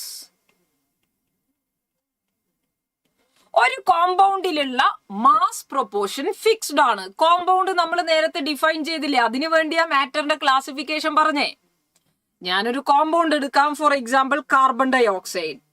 കാർബൺ ഡൈ ഓക്സൈഡിലുള്ള കാർബണിന്റെ മാസും ഓക്സിജന്റെ മാസും ഫിക്സ്ഡ് ആണ്. Very simple. അതിപ്പോ നമ്മൾ നിശ്വസിക്കുന്ന കാർബൺ ഡൈ ഓക്സൈഡ് ആവട്ടെ, അറ്റ്മോസ്ഫിയറിൽ ഓൾറെഡി ഉള്ള കാർബൺ ഡൈ ഓക്സൈഡ് ആകട്ടെ, കാൽഷ്യം കാർബണേറ്റിനെ ഹീറ്റ് ചെയ്യുമ്പോൾ കിട്ടുന്ന കാർബൺ ഡൈ ഓക്സൈഡ് ആവട്ടെ, കാർബണിനെ കത്തിച്ചാ കിട്ടുന്ന കാർബൺ ഡൈ ഓക്സൈഡ് ആവട്ടെ, irrespective of the source or method of preparation, a compound will always have a fixed proportion by mass. ഒരു കോമ്പൗണ്ടിൽ എപ്പോഴും മാസ് ഫിക്സ്ഡ് ആണ്. ഇപ്പൊ ഇവിടെ കാർബൺ, ഒരു കാർബൺ 12 ഗ്രാം കാർബൺ ആണ് എടുക്കുന്നതെങ്കിൽ അവിടെ 32 ഗ്രാം ഓക്സിജൻ ഉണ്ടാവും. ഇപ്പൊ റേഷ്യോ എടുക്കുമ്പോ 12:32 ആണ്, or it is 6:16 or 3:8. It is fixed. Mass എപ്പോഴും ഫിക്സ്ഡ് ആണ്. ഇത് വെള്ളത്തിന്റെ കേസിലാണ് പറയുന്നതെങ്കിലോ you consider H2O. Hydrogen 2 gram എടുക്കുമ്പോ ഓക്സിജൻ 16 ഗ്രാം. 1:8 എന്നതാണ് മാസ് റേഷ്യോ. അപ്പൊ മാസ് എപ്പോഴും ഫിക്സ്ഡ് ആണ് എന്നുള്ളതാണ് ഇത് സൂചിപ്പിക്കുക. ഏത് കോമ്പൗണ്ട്, എടാ അതുകൊണ്ടല്ലേ ഒരു കോമ്പൗണ്ടിന് ഒരു ഫോർമുല ഉണ്ടായത്. എന്തുകൊണ്ടാ കോമ്പൗണ്ടിന് ഒരു ഫോർമുല പറയുന്നത്? മാസ് ഫിക്സ്ഡ് ആയതുകൊണ്ടാ, അവരുടെ നമ്പർ ഫിക്സ്ഡ് ആയതുകൊണ്ടാ. 2 ഹൈഡ്രജന് 1 ഓക്സിജൻ വന്നാലേ H2O ഫോം ചെയ്യുള്ളൂ. 2 ഹൈഡ്രജന് 2 ഓക്സിജൻ ആണെങ്കിൽ അത് വേറെ കോമ്പൗണ്ടാ. അപ്പൊ ഒരു കോമ്പൗണ്ട് ഫോം ചെയ്യണമെങ്കിൽ ആ കോമ്പൗണ്ടിലുള്ള ആൾക്കാർ കോൺസ്റ്റന്റ് ആയിരിക്കണം, ആൾക്കാരുടെ നമ്പർ അല്ലെങ്കിൽ മാസ് ഫിക്സ്ഡ് ആയിരിക്കണം. Very simple. So the law of definite proportion States that in a chemical compound elements are always present in definite proportion by mass. എല്ലാ ആൾക്കാർക്കും ഫിക്സ്ഡ് പ്രൊപ്പോർഷൻ ആണ് എന്നുള്ളത് നമുക്ക് പറയാം. ആ പറഞ്ഞ ഐഡിയ ക്ലിയർ അല്ലേ? Such an easy question. See, very easy. The law of constant proportion was given by, ആരാണ് law of constant proportion നമുക്ക് തന്നത്? It is Joseph Prost. Very simple. അടുത്തൊരു ക്വസ്റ്റ്യൻ നോക്കാമേ. ഇവിടുന്ന് ലോ ഓഫ് കൺസർവേഷൻസ് തൊട്ട് നമുക്ക് ചോദ്യങ്ങൾ വരാം. സ്റ്റേറ്റ്മെന്റ് ടൈപ്പ് ഒക്കെ ആയിട്ട് ചോദ്യങ്ങൾ വരാനുള്ള സാധ്യതയുണ്ട്. Consider this. All samples of carbon dioxide contains carbon and oxygen in the mass ratio 3:8. This is in agreement with the law of conservation of mass. അല്ല, constant composition. That is your answer. കാർബണും ഓക്സിജനും fixed mass ആണ്. ഒരു കോമ്പൗണ്ടിൽ ഉള്ളത് fixed ആണെന്ന് പറയുന്നത് fixed proportion ആണ്. Next,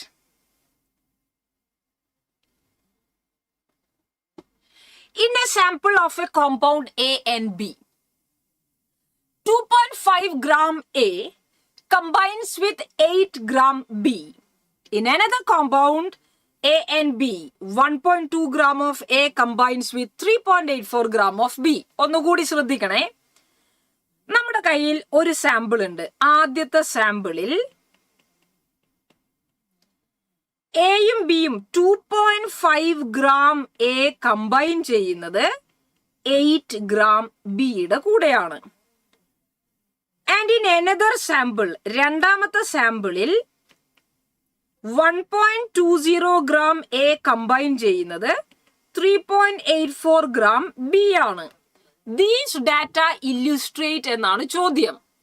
അപ്പൊ രണ്ടിലും എയുടെയും ബിയുടെയും അളവ് നമുക്ക് തന്നു. ഒരു കമ്പാരിസൺ ഒന്ന് ചെയ്തു നോക്കാം. സെയിം കോമ്പൗണ്ട് ആണോ എന്ന് നോക്കാൻ വേണ്ടിയാണേ.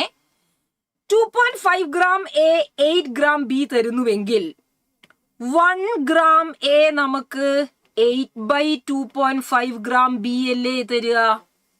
അല്ലേ? ഒന്നുമില്ലടാ, 2.5 വെച്ച് ത്രൂ ഔട്ട് ഡിവൈഡ് ചെയ്, അല്ലെങ്കിൽ 2.5ന് ഇപ്പുറത്തേക്ക് കൊണ്ടുപോവാ. 1 ഗ്രാം എ എത്ര ഗ്രാം ബിയാ തരുന്നേന്ന് പറഞ്ഞേ?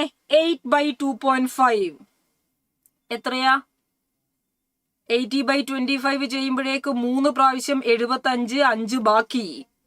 അപ്പൊ എനിക്ക് 2 പ്രാവശ്യം 3.2. So 1 gram A combines with 3.2 gram B എന്ന് എനിക്ക് സാമ്പിൾ 1-ൽ നിന്ന് മനസ്സിലായി.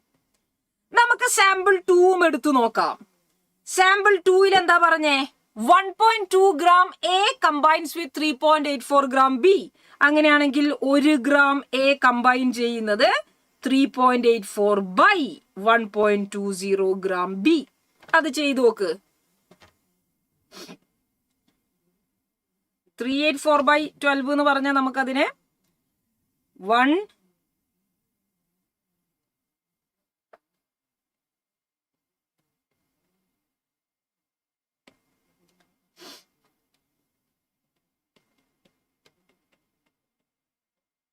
360 ബാക്കി 4 2.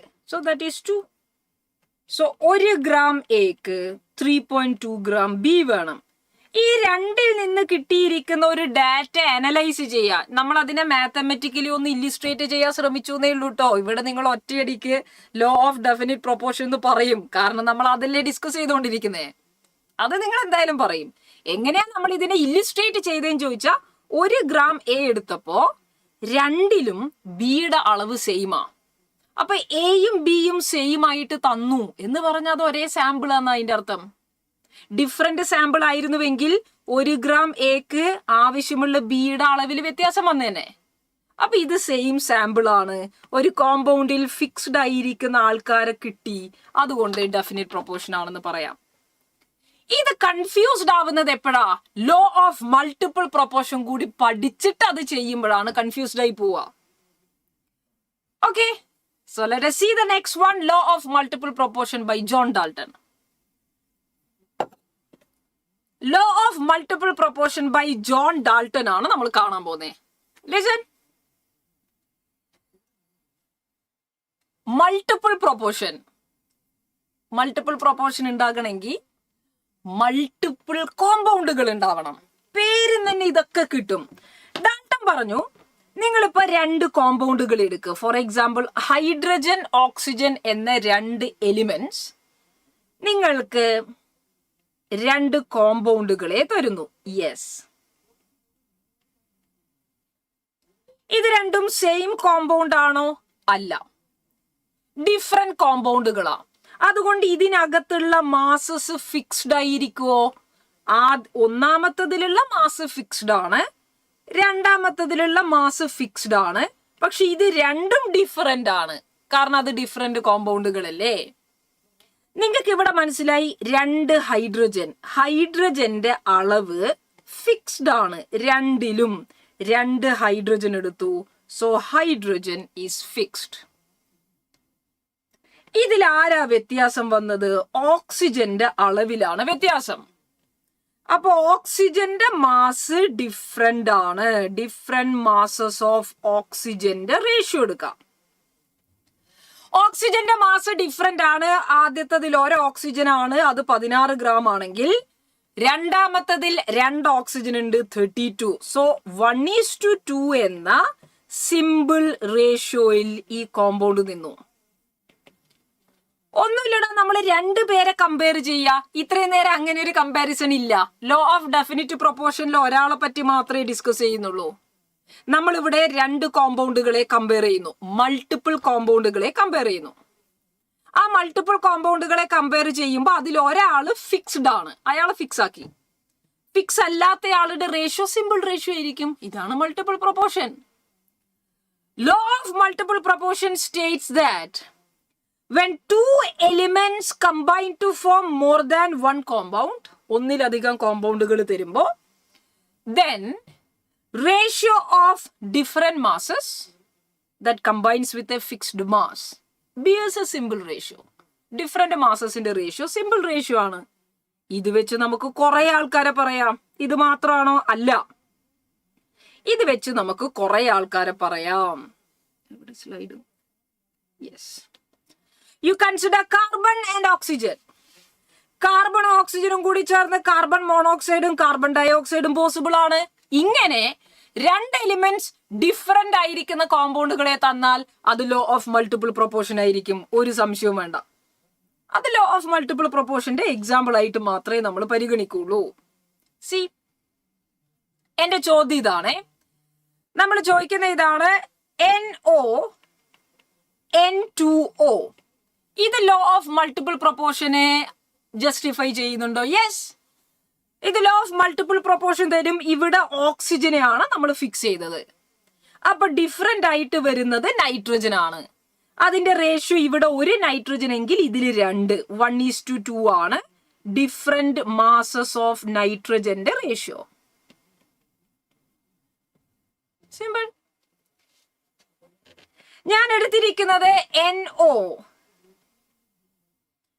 ആൻഡ് N2O3 ഇത് ഫോളോ ചെയ്യോ? അപ്പൊ നിങ്ങൾ എന്താ ശ്രദ്ധിക്കേണ്ടെന്നോ, ഇത് ഒറ്റയടിക്ക് ഫോളോ ചെയ്യൂല എന്ന് വിചാരിക്കരുത്. ഇവിടെ NOനെ ഞാൻ ഇതിനെ മൊത്തത്തിൽ ഒന്ന് ഡബിൾ ആക്കി എന്ന് വിചാരിക്കുക, ജസ്റ്റ് ഒന്ന് ഇരട്ടിപ്പിച്ചു, മാസ് പറയാൻ വേണ്ടിയാ. അപ്പൊ എനിക്കിതിനെ N2O2 എന്ന് എഴുതാലോ. ഇനി കമ്പയർ ചെയ്ത് നോക്കിയേ, അപ്പൊ N2 എന്നുള്ളത് ഫിക്സ് ആക്കിയില്ലേ? ഓക്സിജൻ അല്ലേ ഡിഫറെന്റ് ആയത്? ഡിഫറെന്റ് മാസിന്റെ റേഷ്യോ 2:3 എന്ന് കിട്ടി. നിങ്ങൾ എന്ത് മാത്രം ആലോചിച്ചാൽ മതി, രണ്ട് എലിമെന്റ്സിന്റെ ഡിഫറെന്റ് കോമ്പൗണ്ട് ആണെങ്കിൽ എപ്പോഴും law of multiple proportion hello ചെയ്യുന്ന വിചാരിച്ചാൽ മതി. അല്ലാതെ എപ്പോഴും ഏതെങ്കിലും ഒരു നമ്പർ ഫിക്സ് ആക്കിയിട്ട് ഫോർമുലയിൽ കാണിക്കണമെന്ന് നിർബന്ധമൊന്നുമില്ല. ഇപ്പൊ ഇവിടെ N2O3 NO എടുക്കുന്ന സമയത്ത് നൈട്രജനും ഓക്സിജനും ഓരോന്ന്, 2 നൈട്രജൻ 3 ഓക്സിജൻ. അപ്പൊ നമുക്ക് എളുപ്പ വഴിക്ക് നിങ്ങൾ അതിനെ മൾട്ടിപ്ലൈ ചെയ്തോളൂ, എന്നിട്ട് ഒരാളെ ഫിക്സ് ആക്കി വെച്ചോളൂ. ദെൻ ഡിഫറെന്റ് മാസിന്റെ റേഷ്യോ സിമ്പിൾ റേഷ്യോ ആണെന്ന് കിട്ടും. Easy. Let us see few questions. ഏത് ടൈപ്പ് ചോദ്യമാണ് വരിക?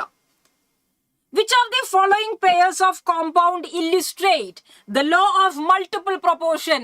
ആരാണ് law of multiple proportion illustrate ചെയ്യുക? ഇല്ലിസ്ട്രേറ്റ് ചെയ്യണമെങ്കിൽ 2 എലിമെന്റ്സ് ഡിഫറെന്റ് കോമ്പൗണ്ടുകളെ തരണം.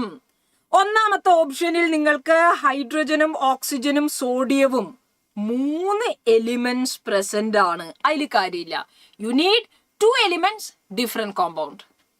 Magnesium oxygen sodium again you have 3 elements, കാര്യമില്ല.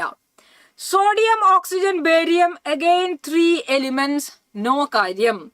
ടിൻ ക്ലോറിൻ അപ്പൊ 2 എലിമെന്റ്സിന്റെ ഡിഫറെന്റ് കോമ്പൗണ്ടുകൾ ആയതുകൊണ്ട് അവർ law of multiple proportion obey ചെയ്യും. ഇങ്ങനെ ഒറ്റയടിക്ക് നിങ്ങൾക്ക് ആൻസർ പറയാം. Easy. See another question. The oxides of nitrogen contains 63.65%, 46.69% and 30.46% of nitrogen by weight. The data illustrates. നമ്മുടെ കയ്യിൽ ഓക്സൈഡ്സ് ഓഫ് നൈട്രജൻ ആണ് തന്നിരിക്കുന്നത്. ഇത് 63.65% നൈട്രജൻ ബൈ വെയിറ്റ് തന്നിരിക്കുന്നു. ഒന്ന് ശ്രദ്ധിക്കണേ, ഈ 63% നൈട്രജൻ എന്ന് പറഞ്ഞാൽ അതിന്റെ അർത്ഥം എന്താ? 63% നൈട്രജൻ ആണെങ്കിൽ ബാക്കിയുള്ളത് ഓക്സിജൻ ആയിരിക്കും 100-ല്. അപ്പൊ പെർസെന്റേജ് ഓഫ് നൈട്രജനും ഓക്സിജനും ഞാനൊന്ന് എഴുതാം. Percentage of nitrogen, percentage of oxygen. ഒന്നാമത്തെ കോമ്പൗണ്ടിൽ 63.65% നൈട്രജൻ എന്ന് പറഞ്ഞാൽ ബാക്കി 100-ല് വരുന്ന ബാക്കി എത്രയാ? 100-ന്ന് 64 പോയാൽ 36 ബാക്കി. 63.65 ആണെങ്കിൽ 36.65 പോയി കഴിഞ്ഞാൽ 35. അപ്പൊ നിങ്ങൾ ശ്രദ്ധിക്കേണ്ടത് 63.65 ഗ്രാം നൈട്രജൻ ആണെങ്കിൽ ബാക്കി വരുന്ന അത്രയും ഗ്രാം ആണ് ഓക്സിജൻ ഉണ്ടാവുക. എങ്കിൽ 1 ഗ്രാം നൈട്രജന്റെ ഓക്സിജന്റെ കണക്കൊന്ന് ആലോചിച്ച് നോക്കിയേ. 36.35 ബൈ 63.65 ഗ്രാം ഓക്സിജൻ. ഇതെന്തായാലും ഏകദേശം ഹാഫ് ഒക്കെ അല്ലേ വരിക. 36/63 എന്ന് പറഞ്ഞാൽ ഏതാണ്ട് ഹാഫ് എന്നൊക്കെ നമുക്ക് പറയാം. 1 ഗ്രാം നൈട്രജന് ഏതാണ്ട് ഹാഫ് ഗ്രാം ഓക്സിജൻ ആണ് ആവശ്യം. രണ്ടാമത്തെ കോമ്പൗണ്ടിൽ തന്നത് 46.69% നൈട്രജൻ ആണ് രണ്ടാമത്തെ ഓക്സൈഡിലുള്ള. അപ്പൊ 46.69 ഗ്രാം നൈട്രജൻ ഉണ്ടാകുമ്പോ ബാക്കി വരുന്നത് ഓക്സിജനാ. 100 47 പോയി കഴിഞ്ഞാൽ എത്രയാ? 53. So this is 53.31 gram oxygen ഒക്കെ കിട്ടും. എങ്കിൽ 1 ഗ്രാം നൈട്രജൻ എത്രയാ? 53.31 by 46.69. ഇതെന്തായാലും 1 point സംതിങ് അല്ലേ? അപ്പൊ എനിക്ക് മനസ്സിലായി, ആദ്യത്തെ സാമ്പിളിൽ 1 ഗ്രാം നൈട്രജന് 1/2 ഗ്രാം ഓക്സിജൻ വേണം. രണ്ടാമത്തെ സാമ്പിളിൽ 1 ഗ്രാം നൈട്രജന് 1 ഗ്രാം ഓക്സിജൻ വേണം. അപ്പൊ ഇത് രണ്ടും സെയിം കോമ്പൗണ്ട് അല്ല. സെയിം കോമ്പൗണ്ട് ആണെങ്കിൽ, സെയിം സാമ്പിൾ ആണെങ്കിൽ എന്തായിരിക്കും? രണ്ടും സെയിം ആണ് തരേണ്ടത്. അപ്പൊ ഇവിടെ നൈട്രജന്റെ ഓക്സിജന്റെ ഒക്കെ അളവ് വ്യത്യാസം വന്നതുകൊണ്ട് തന്നെ ഇവര് ഡിഫറെന്റ് സാമ്പിൾ ആണെന്ന് മനസ്സിലായി.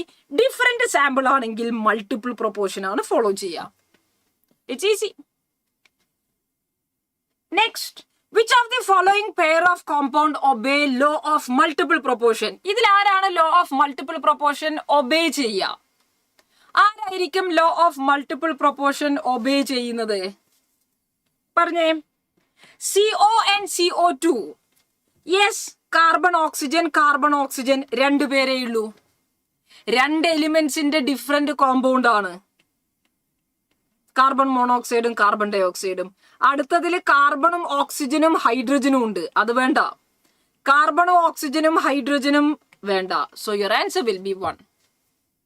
ഇങ്ങനെ നമുക്ക് ഇവരുടെ കേസസ് പറയാൻ എളുപ്പമാണ്. യെസ്. അടുത്ത 2 ചോദ്യങ്ങൾ നമുക്ക് ഹോംവർക്ക് ആയിട്ട് ചെയ്യാം.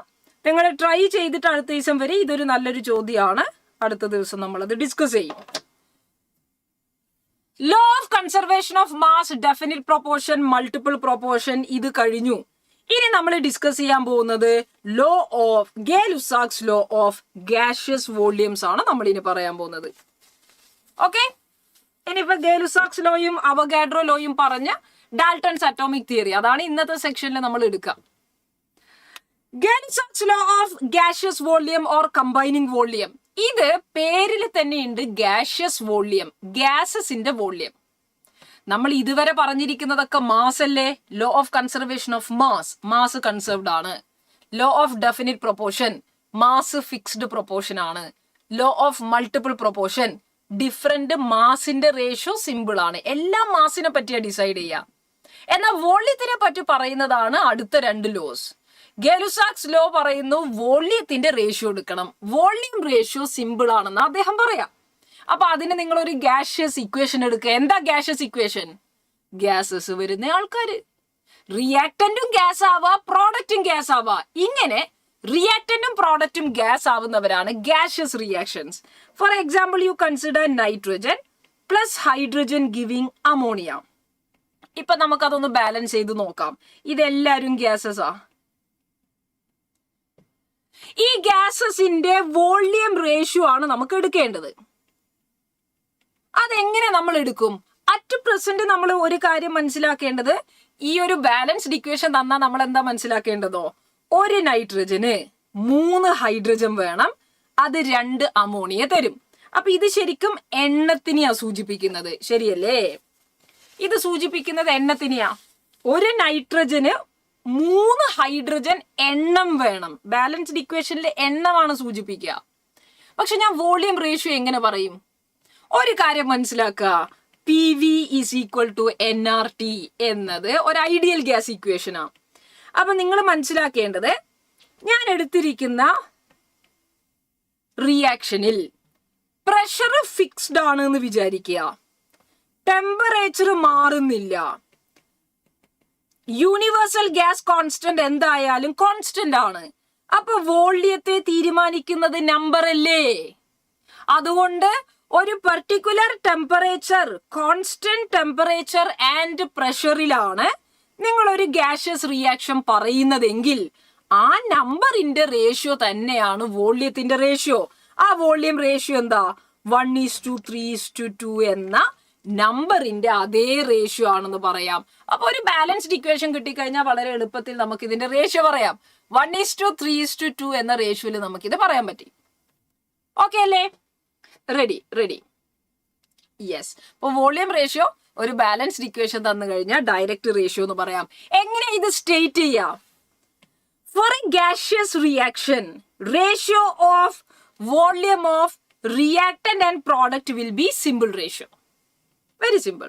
അതൊരു ഹോൾ നമ്പർ റേഷ്യോ ആണ്. അപ്പൊ അത് നമ്പർ ഓഫ് പാർട്ടിക്കിൾസിന്റെ അതേ റേഷ്യോ അല്ലെങ്കിൽ നമ്പർ ഓഫ് മോൾസിന്റെ അതേ റേഷ്യോ വോളിയം റേഷ്യോ ആയിട്ട് പറഞ്ഞാൽ മതി. Very easy. ഒരു ചോദ്യം നോക്കുക. In the reaction nitrogen plus 3 hydrogen giving 2 NH3, ratio by volume of nitrogen, hydrogen and ammonia is 1:3:2. അപ്പൊ അത് ഇവിടുത്തെ നമ്പറിന്റെ റേഷ്യോ തന്നെയാണ്. വോളിയം റേഷ്യോ തന്നാൽ അത് എപ്പോഴും ഏതിനെയായിരിക്കും സൂചിപ്പിക്കുക? ഗ്യാഷ്യസ് വോളിയംസിനെയാണ് സൂചിപ്പിക്കുക. അതൊക്കെ ഭയങ്കര ഈസി ആയിട്ട് ഡയറക്റ്റ് നമുക്ക് പറയാൻ പറ്റുന്ന കേസസാ. ഓക്കെ അല്ലേ? Easy, very easy. ഇതൊന്നും ക്വസ്റ്റ്യൻ വരൂലേ? വരാം. അടുത്തൊരു ചോദ്യം. Which of the following statement is not true according to Gay-Lussac's law of combining volume? Gay-Lussac's law of combining volume ആയിട്ട് ട്രൂ അല്ലാത്തത് ഏത് എന്നാണ് ചോദ്യം. അപ്പൊ നമ്മൾ ഈ തന്ന ഓരോ സ്റ്റേറ്റ്മെന്റ് നല്ലോണം വായിക്കണേ. 1 volume of oxygen mixes with 2 volume of hydrogen and gives 3 volume of water. അത് ശരിയാണോ? അത് ശരിയാണോ? നമുക്കറിയാം വോളിയത്തിന്റെ റേഷ്യോ നമ്പറിന്റെ റേഷ്യോ തന്നെ ആയിരിക്കണം. അതായത് ബാലൻസ്ഡ് ഇക്വേഷൻ തന്നെ കിട്ടണം. ഒരു ഓക്സിജനും 2 H2 വരുമ്പോ 3 H2 വന്നാൽ തെറ്റല്ലേ? അത് 2 H2 അല്ലേ കൊടുക്കേണ്ടത്? ഇത് തെറ്റാ. ഒന്നാമത്തത് തന്നെ തെറ്റാ. അതെങ്ങനെ ശരിയാവും? ബാലൻസ് ചെയ്യുമ്പോ ഹൈഡ്രജനെയും ഓക്സിജനെയും ബാലൻസ് ചെയ്യുമ്പോ ഒരു ഓക്സിജനും 2 ഹൈഡ്രജനും കൂടി ചേർന്ന് 2 വാട്ടർ കിട്ടുക, 3 വെള്ളം കിട്ടൂല. അത് തെറ്റാ. അങ്ങനെ 3 വെള്ളം കിട്ടുമ്പോ ഇവിടെ 4 ഹൈഡ്രജൻ, ഇവിടെ 6 ഹൈഡ്രജൻ. ആറ്റം ബാലൻസ് ആവൂലല്ലോ. ബാലൻസ്ഡ് ഇക്വേഷനിൽ വരുന്ന അതേ നമ്പർ തന്നെ വോളിയം റേഷ്യോ. അതുകൊണ്ട് 1 ആണ് ഇതിൽ തെറ്റായിട്ട് വരിക. തെറ്റല്ലേ ചോദ്യം? യെസ്. തെറ്റെത്രയാന്നാണ് നമ്മളോട് ചോദിച്ചത്. Is that clear? ഇങ്ങനെ ബാക്കിയുള്ള ഓരോന്ന് നോക്കാമേ.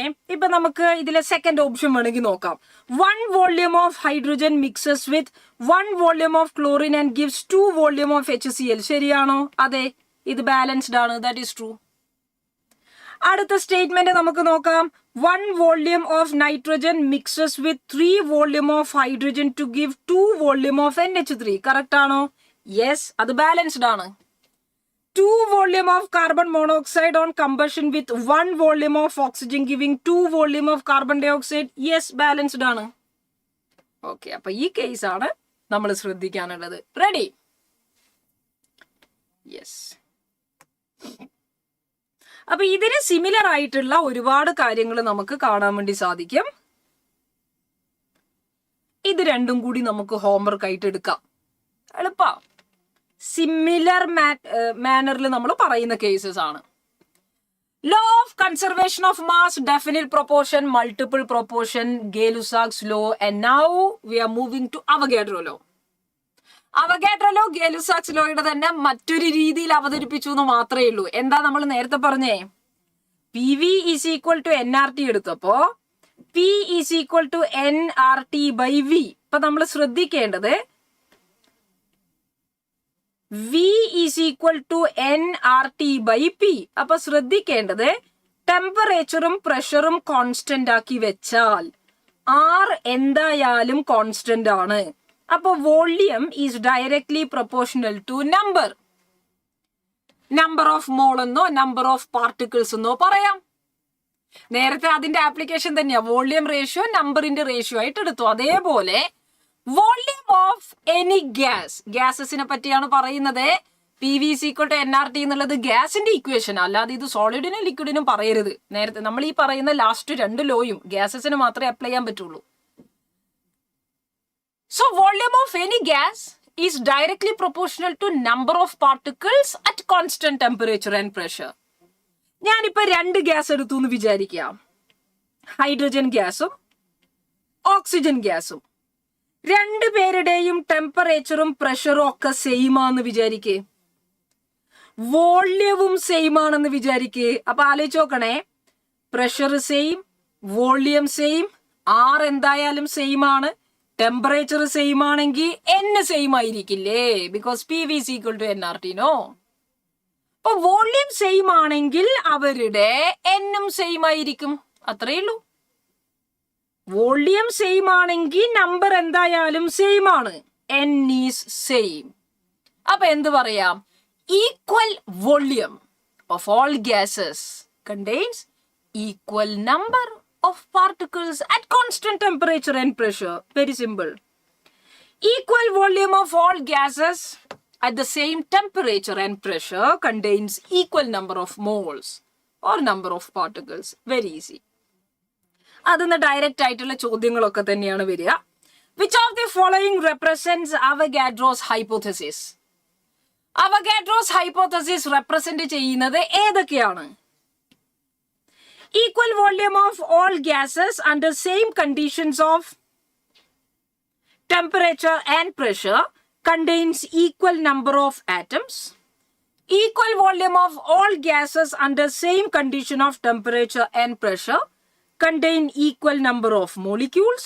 Gases react together in volumes which bear a simple ratio to one another. The rate of diffusion of gases are inversely proportional to the square root of their densities. ഡിഫ്യൂഷനെ പറ്റിയൊന്നും നമ്മൾ ഇതിൽ പറയുന്നില്ല. ഇത് actually Gay-Lussac's law ആണ്. അത് Avogadro law അല്ല. Volume ratio simple ആന്ന് പറയുന്നത് ഗേ-ലുസാക്സ് ലോ ആ. Volume directly proportional to number of atoms എന്നാണോ പറയുന്നത്, അതോ നമ്പർ ഓഫ് മോളിക്യൂൾസ് എന്നാണോ? നമ്പർ ഓഫ് മോളിക്യൂൾസ് എന്നുള്ളതാണ് കുറച്ചുകൂടി ആപ്റ്റ് ആയിട്ട് വരിക. Avogadro's law states an equal volume of gases that contain same number of molecules or moles. Same number of molecules എന്നുള്ളതാണ് correct ആയിട്ട് നമുക്ക് പറയേണ്ടത്. ഓക്കെ അല്ലേ? ഈ പറയുന്ന ഫണ്ടമെന്റൽ ആയിരിക്കുന്ന ലോസ് എല്ലാം നമ്മൾ പറഞ്ഞു കഴിഞ്ഞു. എന്തെങ്കിലും ഡൗട്ട് ഉണ്ടോ ഏതെങ്കിലും ലോയില്? ഏതൊക്കെയാ നമ്മൾ പറഞ്ഞ ആ സ്ലൈഡ് എടുക്കാം നമുക്ക്. Law of conservation of mass, mass is conserved. Law of definite proportion, mass proportion is definite in a compound. Law of multiple proportion, multiple compoundകൾ തന്നു കഴിഞ്ഞാൽ സിമ്പിൾ റേഷ്യോയിലാണ് മാസസ് ഉണ്ടാവുക. Law of gaseous volume ratio simple ratio ആണ്. Avogadro law volume directly proportional to number of molecules. ഇതാണ് നമ്മുടെ fundamental laws of chemical combinations എന്ന് പറയുന്നത്. അങ്ങനെ ഈ ഫണ്ടമെന്റൽ ലോ ഒക്കെ കഴിഞ്ഞ് നമ്മൾ പിന്നെയും കാര്യങ്ങൾ കുറെ ആലോചിച്ചു. And then comes John Dalton with hits theory known as Dalton's atomic theory. Atom എന്താണെന്ന് ഡാൾട്ടൺ നിർവചിക്കുക. ഡാൾട്ടൺ എങ്ങനെയാണ് ആറ്റം എന്താന്ന് പറഞ്ഞ് എന്തൊക്കെയാ പോസ്റ്റുലേറ്റ്സ് ആ ഡാൾട്ടൺ പറഞ്ഞേ? നമ്മുടെ കയ്യിലുള്ള ഒരു കോമ്പൗണ്ട് അല്ലെങ്കിൽ ഒരു വസ്തു, ഒരു മാറ്റർ എടുത്താൽ ഈ മാറ്ററിനെ നിങ്ങൾക്ക് ഡിവൈഡ് ചെയ്യാം. അങ്ങനെ നമ്മൾ ഡിവൈഡ് ചെയ്ത് ചെറിയ ചെറിയ പീസസ് ആക്കി മാറ്റുന്നു. അൾട്ടിമേറ്റ്ലി ഡിവൈഡ് ചെയ്തുകൊണ്ടേയിരുന്നാൽ finally you will reach to a point where further division is impossible. അങ്ങനെ നിങ്ങൾ മുറിച്ച് ലാസ്റ്റ് വരുന്ന ഒരാളെ മുറിക്കാൻ പറ്റാണ്ടാവും. അതാണ് ആറ്റം. സോ ആറ്റം എന്ന് പറയുന്നത് ഏറ്റവും ചെറിയ പാർട്ടിക്കിൾ ആണെന്നും ഈ ആറ്റംസ് ഇൻഡിവിസിബിൾ, ഡിവൈഡ് ചെയ്യാൻ പറ്റാത്തതുമാണെന്ന് അദ്ദേഹം പ്രവചിച്ചു. This is the postulate of Dalton's atomic theory. Matter consist of extremely small particle known as atom, and this atom is indivisible. This atom cannot be divided into further particles. This is the smallest one. ഇതാണ് Dalton പറഞ്ഞ ആദ്യത്തെ കാര്യം. ഇന്ന് ഇതിൽ കുറെ വ്യത്യാസങ്ങളുണ്ട്. Dalton പറഞ്ഞ കാര്യം നമ്മൾ ചെയ്യുന്നത്. Atoms of the same element are identical. ഒരു എലിമെന്റ് എടുക്കുക, ഫോർ എക്സാമ്പിൾ ഹൈഡ്രജൻ. ഹൈഡ്രജൻ ആറ്റത്തിന്റെ എലിമെന്റ്സിനെയൊക്കെ കാണാൻ ഒരേപോലെ തന്നെ. എന്നാൽ നിങ്ങൾ ഓക്സിജൻ എടുത്തോ, ഓക്സിജൻ ആറ്റത്തിന്റെ എലിമെന്റ്സ് വേറെയാണ് ഉണ്ടാവുക കാണാൻ. നിങ്ങൾ സോഡിയം എടുത്താൽ സോഡിയത്തിന്റെ എലിമെന്റ്സ് എല്ലാം ഒരേപോലെ, പക്ഷെ ഓക്സിജനിൽ നിന്ന് വ്യത്യാസമുണ്ട്. അപ്പോ ഒരു എലിമെന്റ് എടുത്തു കഴിഞ്ഞാൽ ആ എലിമെന്റിന്റെ ആറ്റങ്ങളെല്ലാം ഒരേപോലെയാണ്.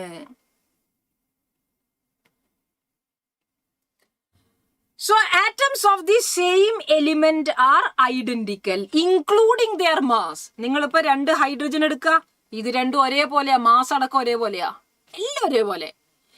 Atoms of different elements, they are different. ഇപ്പൊ ഹൈഡ്രജന്റെ എലിമെന്റിന്റെ ആറ്റവും അതെ ഐസോടോപ്പ് വരുമ്പോ ഇത് തെറ്റാ അഭിനവേ. യെസ്, ഡാൾട്ടൺ പറഞ്ഞ കുറെ കാര്യങ്ങളിൽ തെറ്റുണ്ട്. നമ്മൾ അദ്ദേഹം പറഞ്ഞ പോസ്റ്റുലേറ്റ്സ് ആദ്യം പറയാണ് കേട്ടോ. അപ്പൊ ഹൈഡ്രജൻ, ഓക്സിജൻ ഒക്കെ എടുത്തു കഴിഞ്ഞാൽ അത് ഡിഫറെന്റ് ആയിരിക്കും. ഇതും ഇന്ന് ശരിയൊന്നും അല്ല.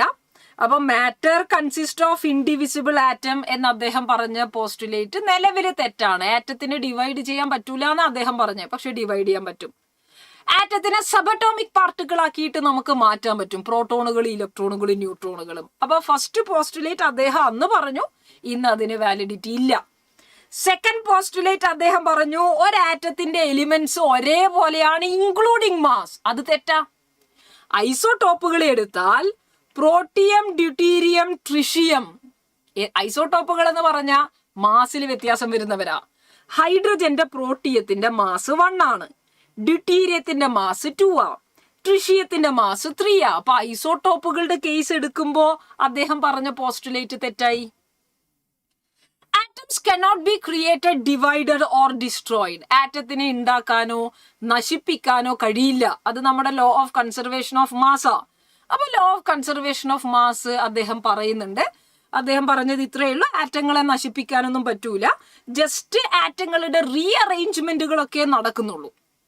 നേരത്തെ കാർബണും ഓക്സിജനും ഇങ്ങനെ നിന്നെങ്കിൽ ഇപ്പൊ അതെല്ലാം കൂടി ഒരുമിച്ച് നിൽക്കുന്നു, കാർബണും ഓക്സിജനും.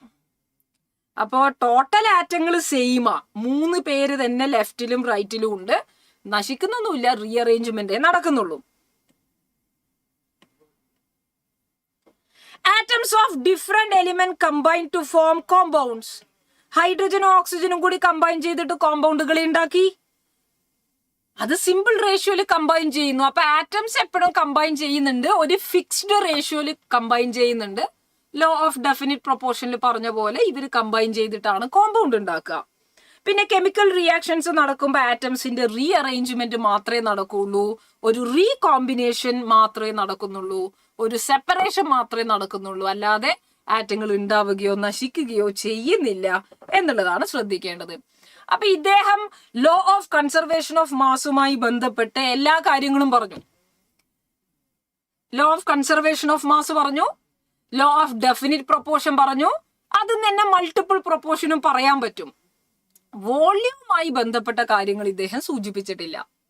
അപ്പൊ നമ്മൾ പഠിച്ചിരിക്കുന്ന ലോസ് ഓഫ് കെമിക്കൽ കോമ്പിനേഷൻസിലെ ഡാൾട്ടൺ പറയാത്തത് ഏതാന്ന് ചോദിച്ചാൽ ഗേ-ലുസാക്സ് ലോ ഓഫ് കമ്പൈനിങ് വോള്യൂമായി റിലേറ്റ് ചെയ്യുന്ന കാര്യങ്ങൾ അദ്ദേഹം പറഞ്ഞിട്ടില്ല. മാസുമായി റിലേറ്റ് ചെയ്യുന്ന കോമ്പിനേഷനുമായി ബന്ധപ്പെട്ട കാര്യങ്ങളൊക്കെ അദ്ദേഹം പറഞ്ഞിട്ടുണ്ട്. അപ്പൊ ഡാൾട്ടൺസിന്റെ പോസ്റ്റുലേറ്റുകൾ എന്താന്നുള്ളത് വ്യക്തമായോ? കൺഫ്യൂഷൻ ഒന്നും ഇല്ലല്ലോ. അദ്ദേഹം പറഞ്ഞത് ശരിയാണോ തെറ്റാണോ? JEEക്ക് വന്നിരിക്കുന്ന ചോദ്യം, 2024 JEEക്ക് ഇവിടുന്ന് ചോദ്യമുണ്ട്. അപ്പൊ മുൻ വർഷങ്ങളിലൊക്കെ ഡാൾട്ടന്റെ പോസ്റ്റുലേറ്റുമായി ബന്ധപ്പെട്ട് JEEയിൽ ക്വസ്റ്റ്യൻ വരുന്നു. Among the following statement which was not proposed by Dalton, ഇതിൽ ഏതാണ് ഡാൾട്ടൺ പറയാത്തത്? ഏതായിരിക്കും ഡാൾട്ടൺ പറയാത്തത്? ആലോചിച്ച് നോക്കിയേ. Chemical reactions involve reorganization of atoms. ആറ്റങ്ങളെ റീഓർഗനൈസ് ചെയ്തിട്ടാണ് റിയാക്ഷൻസ് ഉണ്ടാവുന്നത്. These are neither created nor destroyed in a chemical reaction, which is a law of chemical combination. It is stated by Dalton. All the atoms of a given compound have identical properties, including identical mass. Atoms of different elements differ. പറയാം വിഷ്ണു, ഒന്നുകൂടി പറയാം. ഈ question പറഞ്ഞിട്ട് ചെയ്യാട്ടോ. അപ്പൊ atoms, ഒരു എലിമെന്റിന്റെ atoms എപ്പോഴും ഒരേപോലെയാണ്, ഡിഫറെന്റ് ആയിരിക്കുന്ന എലിമെന്റ്സിന്റെ ആറ്റംസ് ഡിഫറെന്റ് ആണ്. അതും അദ്ദേഹം പറഞ്ഞു. When gases combine or are produced in the chemical reaction, they do so in a simple ratio by volume, provided all gases are at the same temperature and pressure. Gay-Lussac's law ആണ് അത് പറയുന്നത്, പക്ഷെ Gay-Lussac's law is not given by Dalton. അത് Dalton പറഞ്ഞിട്ടില്ല. Matter consist of indivisible atom എന്ന statement Dalton പറഞ്ഞിട്ടുണ്ട്. അതുകൊണ്ട് ഇവിടെ C ആണ് ആൻസർ വരിക. ഒന്നുകൂടി നോക്കുക. പോയിന്റുകളില് 1 2 3 4 ആറ്റംസ് കമ്പൈൻ ചെയ്യുമ്പോഴേ വിഷ്ണു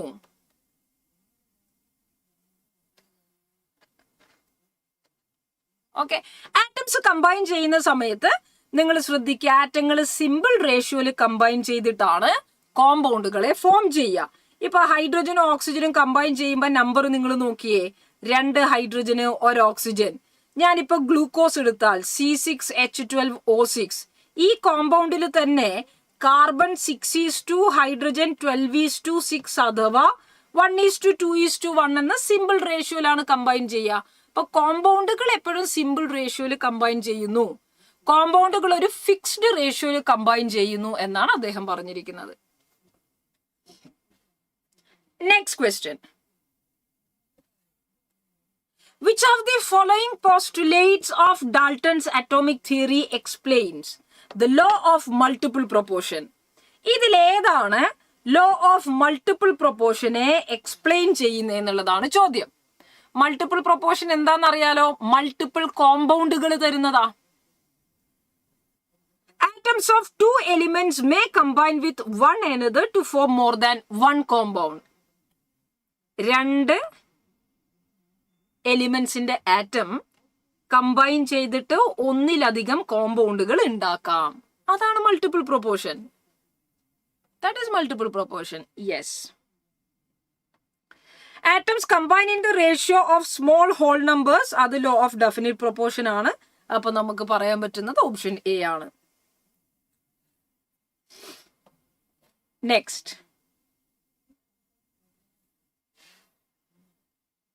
അടുത്ത നോക്കിയേ, equal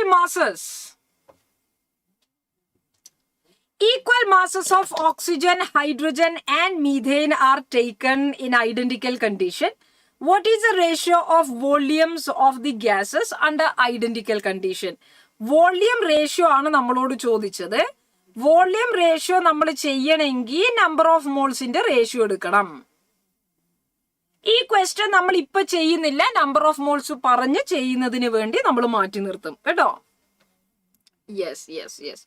Another question from Dalton theory will be your homework because this is a previous question. 2024 JEE വന്നിരിക്കുന്ന ഒരു ചോദ്യമാണ്. Incorrect postulate of Dalton theory ആണ് നമ്മളോട് ചോദിച്ചിരിക്കുന്നത്. ഡാൾട്ടണിൽ പറഞ്ഞിരിക്കുന്നതിൽ ഏതാണ് തെറ്റായിരിക്കുന്ന കാര്യം എന്നുള്ളതാ ചോദിച്ചത്. അതുകൂടി നിങ്ങൾ ചെയ്യുക. ഒരു കുറച്ച് ഹോംവർക്കുകൾ കൂടി തരുന്നത് ഫോർ യുവർ റിവിഷൻ പർപ്പസ് ആണ്. യെസ്. ഇതോടെ ഫണ്ടമെന്റൽ ലോസും ഡാൾട്ടൺസ് അറ്റോമിക് തിയറിയും നമ്മൾ മനസ്സിലാക്കി. Now listen everybody, on moving നമ്മളിനി എന്താണ് ആറ്റംസ്, എന്താണ് മോളിക്യൂൾസ് എന്നൊക്കെയാണ് അടുത്ത ദിവസങ്ങളിൽ നമ്മൾ ഡിസ്കസ് ചെയ്യുക. അതിന് മുന്നേ ആയിട്ട് ഫണ്ടമെന്റലി നിങ്ങൾക്ക് ചില കാൽക്കുലേഷൻസ് പർപ്പസിന് വേണ്ടിയിട്ട് ചില കാര്യങ്ങൾ അറിഞ്ഞിരിക്കണം. ഒന്ന്, നമ്മൾ ഈ ചാപ്റ്ററിൽ സിഗ്നിഫിക്കന്റ് ഫിഗേഴ്സ് എന്നുള്ള ഭാഗമുണ്ട്. അത് കെമിസ്ട്രിയിൽ നമ്മൾ ഇവിടെ ഡിസ്കസ് ചെയ്യില്ല, ബിക്കോസ് യൂണിറ്റ്സ് ആൻഡ് ഡയമെൻഷൻസിൽ നിങ്ങൾ ഓൾറെഡി ഫിസിക്സിൽ അത് പഠിക്കും. The rule is same. അതേപോലെ നമ്മുടെ 7 SI യൂണിറ്റുകൾ ഉണ്ട്. SI യൂണിറ്റുകളെ പറ്റിയൊക്കെ നമുക്ക് ഫിസിക്സിലായാലും കെമിസ്ട്രിയിലായാലും അറിയേണ്ടതാണ്. നമ്മുടെ മെഷറബിൾ പ്രോപ്പർട്ടീസ് എടുത്തു കഴിഞ്ഞാൽ ഒരാളുടെ മാസ് നമുക്ക് മെഷർ ചെയ്യാൻ പറ്റും. ഈ മാസിന്റെ യൂണിറ്റ് എന്താ? ജസ്റ്റ് ക്വിക്കായിട്ട് നമുക്ക് പറഞ്ഞത് വൈൻഡപ്പ് ചെയ്യാം.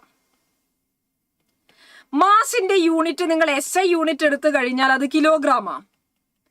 നമ്മൾ എപ്പോഴും കിലോഗ്രാമിൽ തന്നെ പറയണമെന്നില്ല. അടുത്ത ദിവസങ്ങളിലേക്ക് വരുമ്പോൾ ആറ്റത്തിന്റെ മാസമൊക്കെ നമ്മൾ ഗ്രാമിൽ പറയും പലപ്പോഴും. ഇപ്പൊ SI യൂണിറ്റിൽ തന്നെ പറയണമെന്ന് നിർബന്ധമൊന്നുമില്ല. എന്തായാലും 1 കിലോഗ്രാം എന്ന് പറഞ്ഞാൽ 1000 ഗ്രാം ആണെന്ന് നമുക്കറിയാം. കൺവേർഷൻസ് ഒക്കെ നമുക്ക് പോസിബിൾ ആണ്. കിലോ എന്ന് പറഞ്ഞാൽ 10⁻³ ആ. ഇഫ് യു കൺസിഡർ വോള്യം,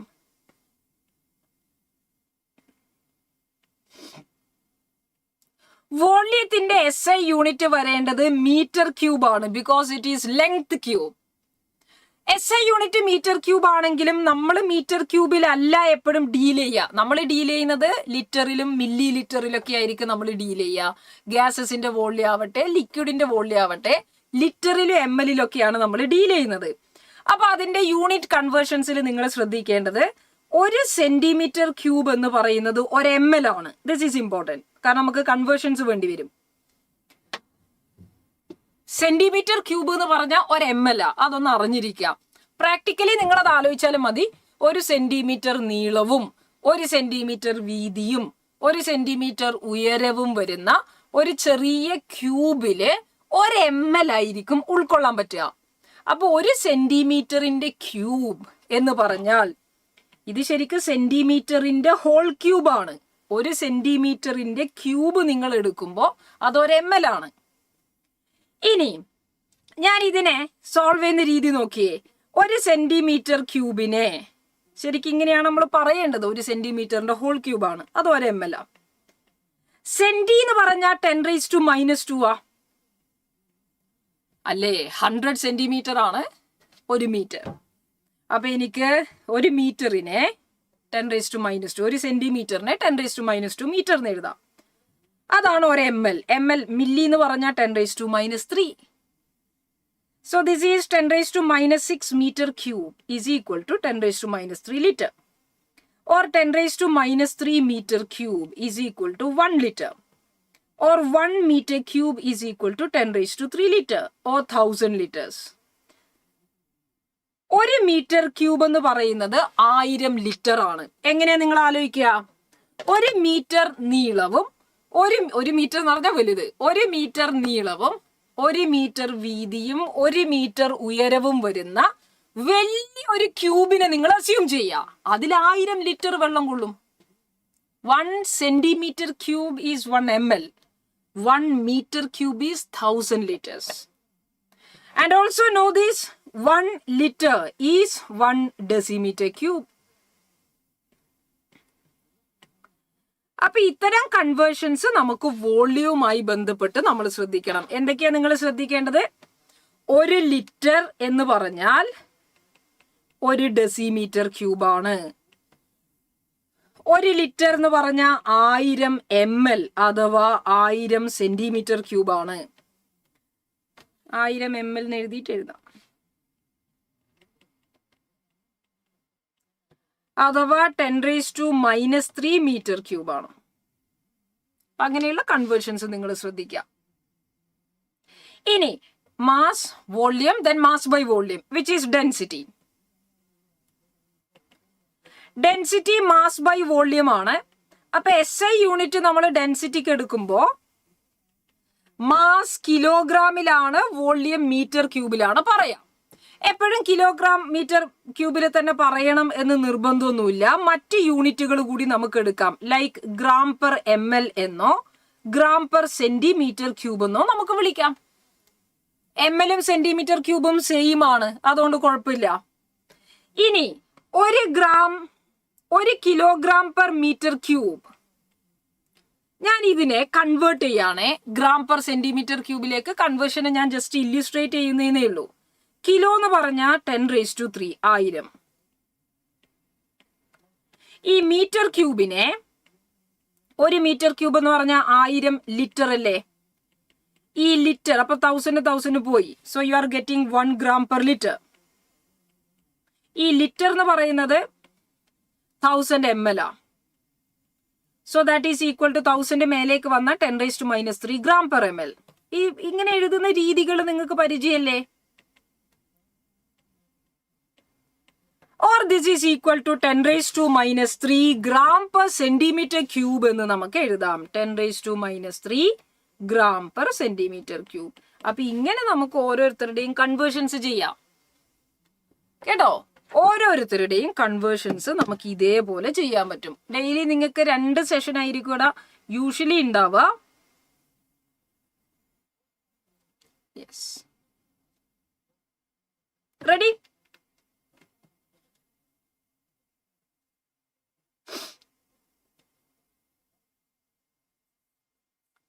പിന്നെ നമ്മൾ ഇതിലേക്ക് ശ്രദ്ധിക്കേണ്ടത് ടെമ്പറേച്ചറിനെ പറ്റിയാണ്. ടെമ്പറേച്ചർ ഇല്ല അനശ്വരേ, നിങ്ങൾക്ക് അതിൽ ഷെഡ്യൂൾ ചെയ്തത് കാണാൻ പറ്റും. ഒരു ദിവസം 2 ക്ലാസ് ആയിരിക്കും ഉണ്ടാവുക. നിങ്ങൾക്ക് ആപ്പിൽ തന്നെ ആ ഷെഡ്യൂൾ ചെയ്തത് കാണാൻ പറ്റൂ കേട്ടോ. പിന്നെ നമ്മൾ ടെമ്പറേച്ചർ എടുക്കുമ്പോഴേക്ക് ശ്രദ്ധിക്കേണ്ടത്, ടെമ്പറേച്ചർ നമ്മൾ പല സ്കെയിലുകളിൽ പറയും. ഡിഗ്രി സെൽഷ്യസ് സ്കെയിൽ ഉണ്ട്, degree Celsius scale, kelvin scale, Fahrenheit scale, അങ്ങനെ കുറെ സ്കെയിലുകൾ നമ്മുടെ ടെമ്പറേച്ചറിലുണ്ട്. സോ ടെമ്പറേച്ചർ നമുക്ക് കണ്ടുപിടിക്കേണ്ടത് ടെമ്പറേച്ചർ ഇൻ കെൽവിൻ ആണെങ്കിൽ ഡിഗ്രി സെൽഷ്യസിലുള്ള ടെമ്പറേച്ചറിന്റെ കൂടെ 273.15 ആഡ് ചെയ്ത കെൽവിനിൽ കിട്ടി. Yes Hafiz, yes. ഓക്കെ, ഇനി നമുക്ക് ടെമ്പറേച്ചർ ഡിഗ്രി ഫാരൻഹീറ്റിലാണ് വേണ്ടതെങ്കിൽ 9/5 into temperature in degree Celsius plus 32 ചെയ്ത ഡിഗ്രി ഫാരൻഹീറ്റിലേക്ക് നമുക്ക് കൺവേർട്ട് ചെയ്യാൻ വേണ്ടി പറ്റും. അപ്പൊ ഇത്തരം കാര്യങ്ങൾ ശ്രദ്ധിക്കുക എന്നുള്ളതാണ് പ്രധാനമായിട്ടും പറയാനുള്ളത്. റെഡി? ഇത്രയും പറഞ്ഞിരിക്കുന്നത് ഓക്കെ ആണോ? ഇനി നമ്മൾ അങ്ങോട്ട് അടുത്ത ദിവസങ്ങളിലൊക്കെ പ്രോബ്ലംസ് ചെയ്യും. അവഗാഡ്രോ നമ്പർ ഒക്കെ പഠിക്കും. അവഗാഡ്രോ നമ്പർ ഒക്കെ നമ്മൾ പഠിക്കുന്നത് 6.022 ഇൻറ്റു 10⁻23 എന്നാ. അല്ലെങ്കിൽ 1 AMUന്റെ വാല്യൂ ഒക്കെ പഠിക്കും. 1.66056 ഇൻറ്റു 10⁻24 ഗ്രാം. അപ്പൊ നിങ്ങൾ ആലോചിച്ച് നോക്കിയേ, നമ്മൾ ഈ എഴുതിയിരിക്കുന്ന ഇത്തരം നമ്പറുകൾ ഉണ്ടല്ലോ, ആ എഴുതിയ രീതി കണ്ടില്ലേ? ഇതിനെ സയന്റിഫിക് നൊട്ടേഷൻ എന്നാ നമ്മൾ പറയാം. സയന്റിഫിക് നൊട്ടേഷൻ എന്നാ പറയാ. സയന്റിഫിക് നൊട്ടേഷൻ എന്താണെന്നൊന്നും ക്വസ്റ്റ്യൻ വരൂല. പക്ഷേ നമ്മുടെ കയ്യിൽ വരുന്ന JEEക്ക് വരുന്ന സമയത്ത് പലപ്പോഴും നിങ്ങളോട് സംതിങ് ഇൻറ്റു 10⁻11 ഇതെത്രയാന്ന് കണ്ടുപിടിക്കാൻ ഇൻഡിജർ ടൈപ്പ് ചോദിക്കും. അപ്പൊ എനിക്കിത് 6.02 ആണെങ്കിൽ അതിനെ ഞാൻ 6 ആയിട്ട് റൗണ്ട് ഓഫ് ചെയ്യും. 1.6 ഇൻറ്റു 10⁻24 ഇതിനെയാണ് റൗണ്ട് ഓഫ് ചെയ്യേണ്ടതെങ്കിൽ 1.6നെ 2 ആയിട്ട് റൗണ്ട് ഓഫ് ചെയ്യും. സയന്റിഫിക് നൊട്ടേഷനിൽ എപ്പോഴും നമ്മൾ ഒരാളെ റെപ്രസെന്റ് ചെയ്യുന്നത് n ഇൻറ്റു 10⁻n എന്ന രീതിയിലാണ്. ഇതിൽ n-ന്റെ പ്രത്യേകത എന്താ? n-ന്റെ വാല്യൂ എന്തായാലും 10-നേക്കാളും കുറവായിരിക്കണം, 1-നേക്കാളും കൂടുതലുമായിരിക്കണം. ഞാൻ 12 ഇൻറ്റു 10⁻20 എന്നല്ല എപ്പോഴും എഴുതേണ്ടത്. എങ്ങനെയാ? 1.2 ഇൻറ്റു 10⁻21. അപ്പൊ നിങ്ങൾ എപ്പോഴും എഴുതുമ്പോൾ ശ്രദ്ധിക്കേണ്ടത് 10-ന്റെ പവേഴ്സ് വലുതായാലും ചെറുതായാലും നമ്മൾ ഈ കൂടെ എഴുതുന്ന നമ്പർ സിസ്റ്റം ഉണ്ടല്ലോ, അതിനെ 1-ന്റെയും 10-ന്റെയും ഇടയിലുള്ള നമ്പർ ആക്കി എഴുതുക. 12 എന്ന് പറഞ്ഞാൽ 10-നേക്കാളും വലുതായതുകൊണ്ട് നമ്മൾ അതിനെ 1-ന്റെയും 10-ന്റെയും ഇടയിലുള്ള നമ്പർ ആക്കി നിലനിർത്തുന്നത് ശ്രദ്ധിച്ചാൽ മതി. അതാണ് ഒരു scientific representation of these elements in 10 powers. ഇതിനെയാണ് സയന്റിഫിക് നൊട്ടേഷൻ എന്ന് പറയാം. റെഡി? യെസ്. അപ്പൊ അത് 10-നേക്കാളും കുറവായിരിക്കണം, 1 or 1-നേക്കാളും കൂടുതലായിരിക്കണം എന്നുള്ളത് ശ്രദ്ധിക്കുക. ഞാനിപ്പോ എന്റെ കയ്യിലുള്ള നമ്പർ 0.98 ഇൻറ്റു 10⁻20 ആണെങ്കിൽ ഞാൻ ഇതിന് എന്ത് ചെയ്യണം? 9.8 ഇൻറ്റു 10⁻19 എഴുതണം. എപ്പോഴും ഈ നമ്പർ 1-നും 10-നും ഇടയിലാവുന്നതിന് ശ്രദ്ധിച്ചാൽ മതി. ഓക്കെ, അപ്പൊ ഇന്ന് നമ്മൾ ഡിസ്കസ് ചെയ്തിരിക്കുന്നത് എന്താണ് മാറ്റർ എന്നുള്ളത് പറഞ്ഞു. മാറ്ററിന്റെ ക്ലാസിഫിക്കേഷൻ പ്യുവർ സബ്സ്റ്റൻസ് കോമ്പൗണ്ടുകളാക്കി മാറ്റി അതിൽ നിന്ന് കുറെ ചോദ്യങ്ങളൊക്കെ നമ്മൾ കണ്ടു. അതിനുശേഷം ലോസ് ഓഫ് കെമിക്കൽ കോമ്പിനേഷൻസ് നമ്മൾ ചെയ്തു. Conservation of mass, definite proportion, multiple proportion, Gay-Lussac's law and Avogadro law. And also we discussed Dalton's atomic theory. Dalton's atomic theory, അതിലുള്ള പോസ്റ്റുലേറ്റുകൾ, അതുമായി ബന്ധപ്പെട്ട ചോദ്യങ്ങൾ, ഇത്രയാണ് നമ്മൾ ഡിസ്കസ് ചെയ്തത്. ബാക്കി കുറച്ച് ഫണ്ടമെന്റൽ ഐഡിയാസ് തന്നേ ഉള്ളൂ. ഈ പറഞ്ഞ ഭാഗത്ത് എന്തെങ്കിലും ഡൗട്ട് ഉണ്ടോ? ഇത്രയും പറഞ്ഞിരിക്കുന്ന ഭാഗത്ത് എന്തെങ്കിലും ഡൗട്ട് ഉണ്ടോ? ഞാൻ ഈ പറഞ്ഞതൊക്കെ നമുക്ക് അടുത്ത ദിവസങ്ങളിലെ കാൽക്കുലേഷൻ പർപ്പസിന് ആവശ്യമുള്ള കാര്യങ്ങൾ നിങ്ങളൊന്ന് ഓർമ്മിപ്പിച്ചു എന്നേ ഉള്ളൂ. Any doubt anybody? ഡേ 2-ല് atomic mass, molecular mass, atomic mass unit, Avogadro number, gram atomic mass, gram molecular mass ഒക്കെയാണ് നെക്സ്റ്റ് ക്ലാസ്സിൽ പറയാം.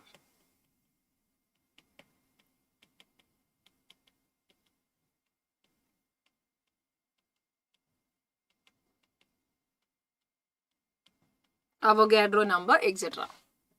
മറ്റ് ഡൗട്ട്സ് ഒന്നും ഇല്ലെങ്കിൽ നമുക്ക് ഇന്നത്തെ സെഷൻ, നമ്മുടെ ഫസ്റ്റ് സെഷൻ ചെറിയ സെഷൻ ആണ്, നമുക്ക് ചെയ്യാം. ഇല്ല Anaswar. Yes. Okay. Yes. So thank you everybody. Thank you for attending. If there are no other doubts, we'll wind up the session.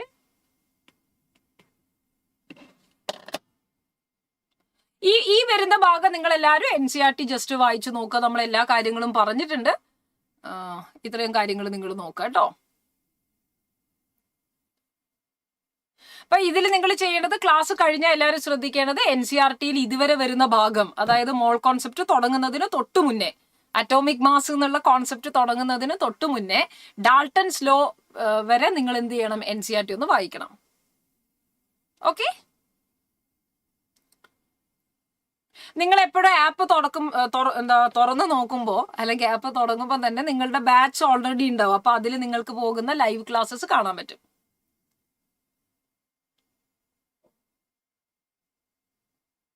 Ready? Yes. Homework questions എന്തായാലും അടുത്ത ദിവസത്തേക്ക് ചെയ്തു വരണം. നിങ്ങൾക്ക് ഓൾറെഡി മെറ്റീരിയൽസിൽ ഇതിന്റെ ബേസിക് ലെവൽ ക്വസ്റ്റ്യൻസ് ചെയ്യാം. ഇൻഫിനിറ്റ് പ്രാക്ടീസ് സീരീസിലൊക്കെ നിങ്ങൾക്ക് ചെയ്യാൻ പറ്റും. പിന്നെ അത് ചെയ്യുമ്പോൾ അതിൽ കുറെ മോൾ കോൺസെപ്റ്റിന്റെ ക്വസ്റ്റ്യൻസ് ചിലപ്പോൾ കടന്നു വരും. അതുകൊണ്ട് ഇപ്പം നിങ്ങൾ ഈ ഫണ്ടമെന്റൽ ക്ലാസ്സസിലുള്ള ക്വസ്റ്റ്യൻ തന്നെ ചെയ്യുക, NCERT വായിക്കുക, അത്രയും ചെയ്താൽ മതി. Okay, so thank you everybody, thank you for joining, have a nice day and happy learning to all of you. അടുത്ത ക്ലാസ്സിൽ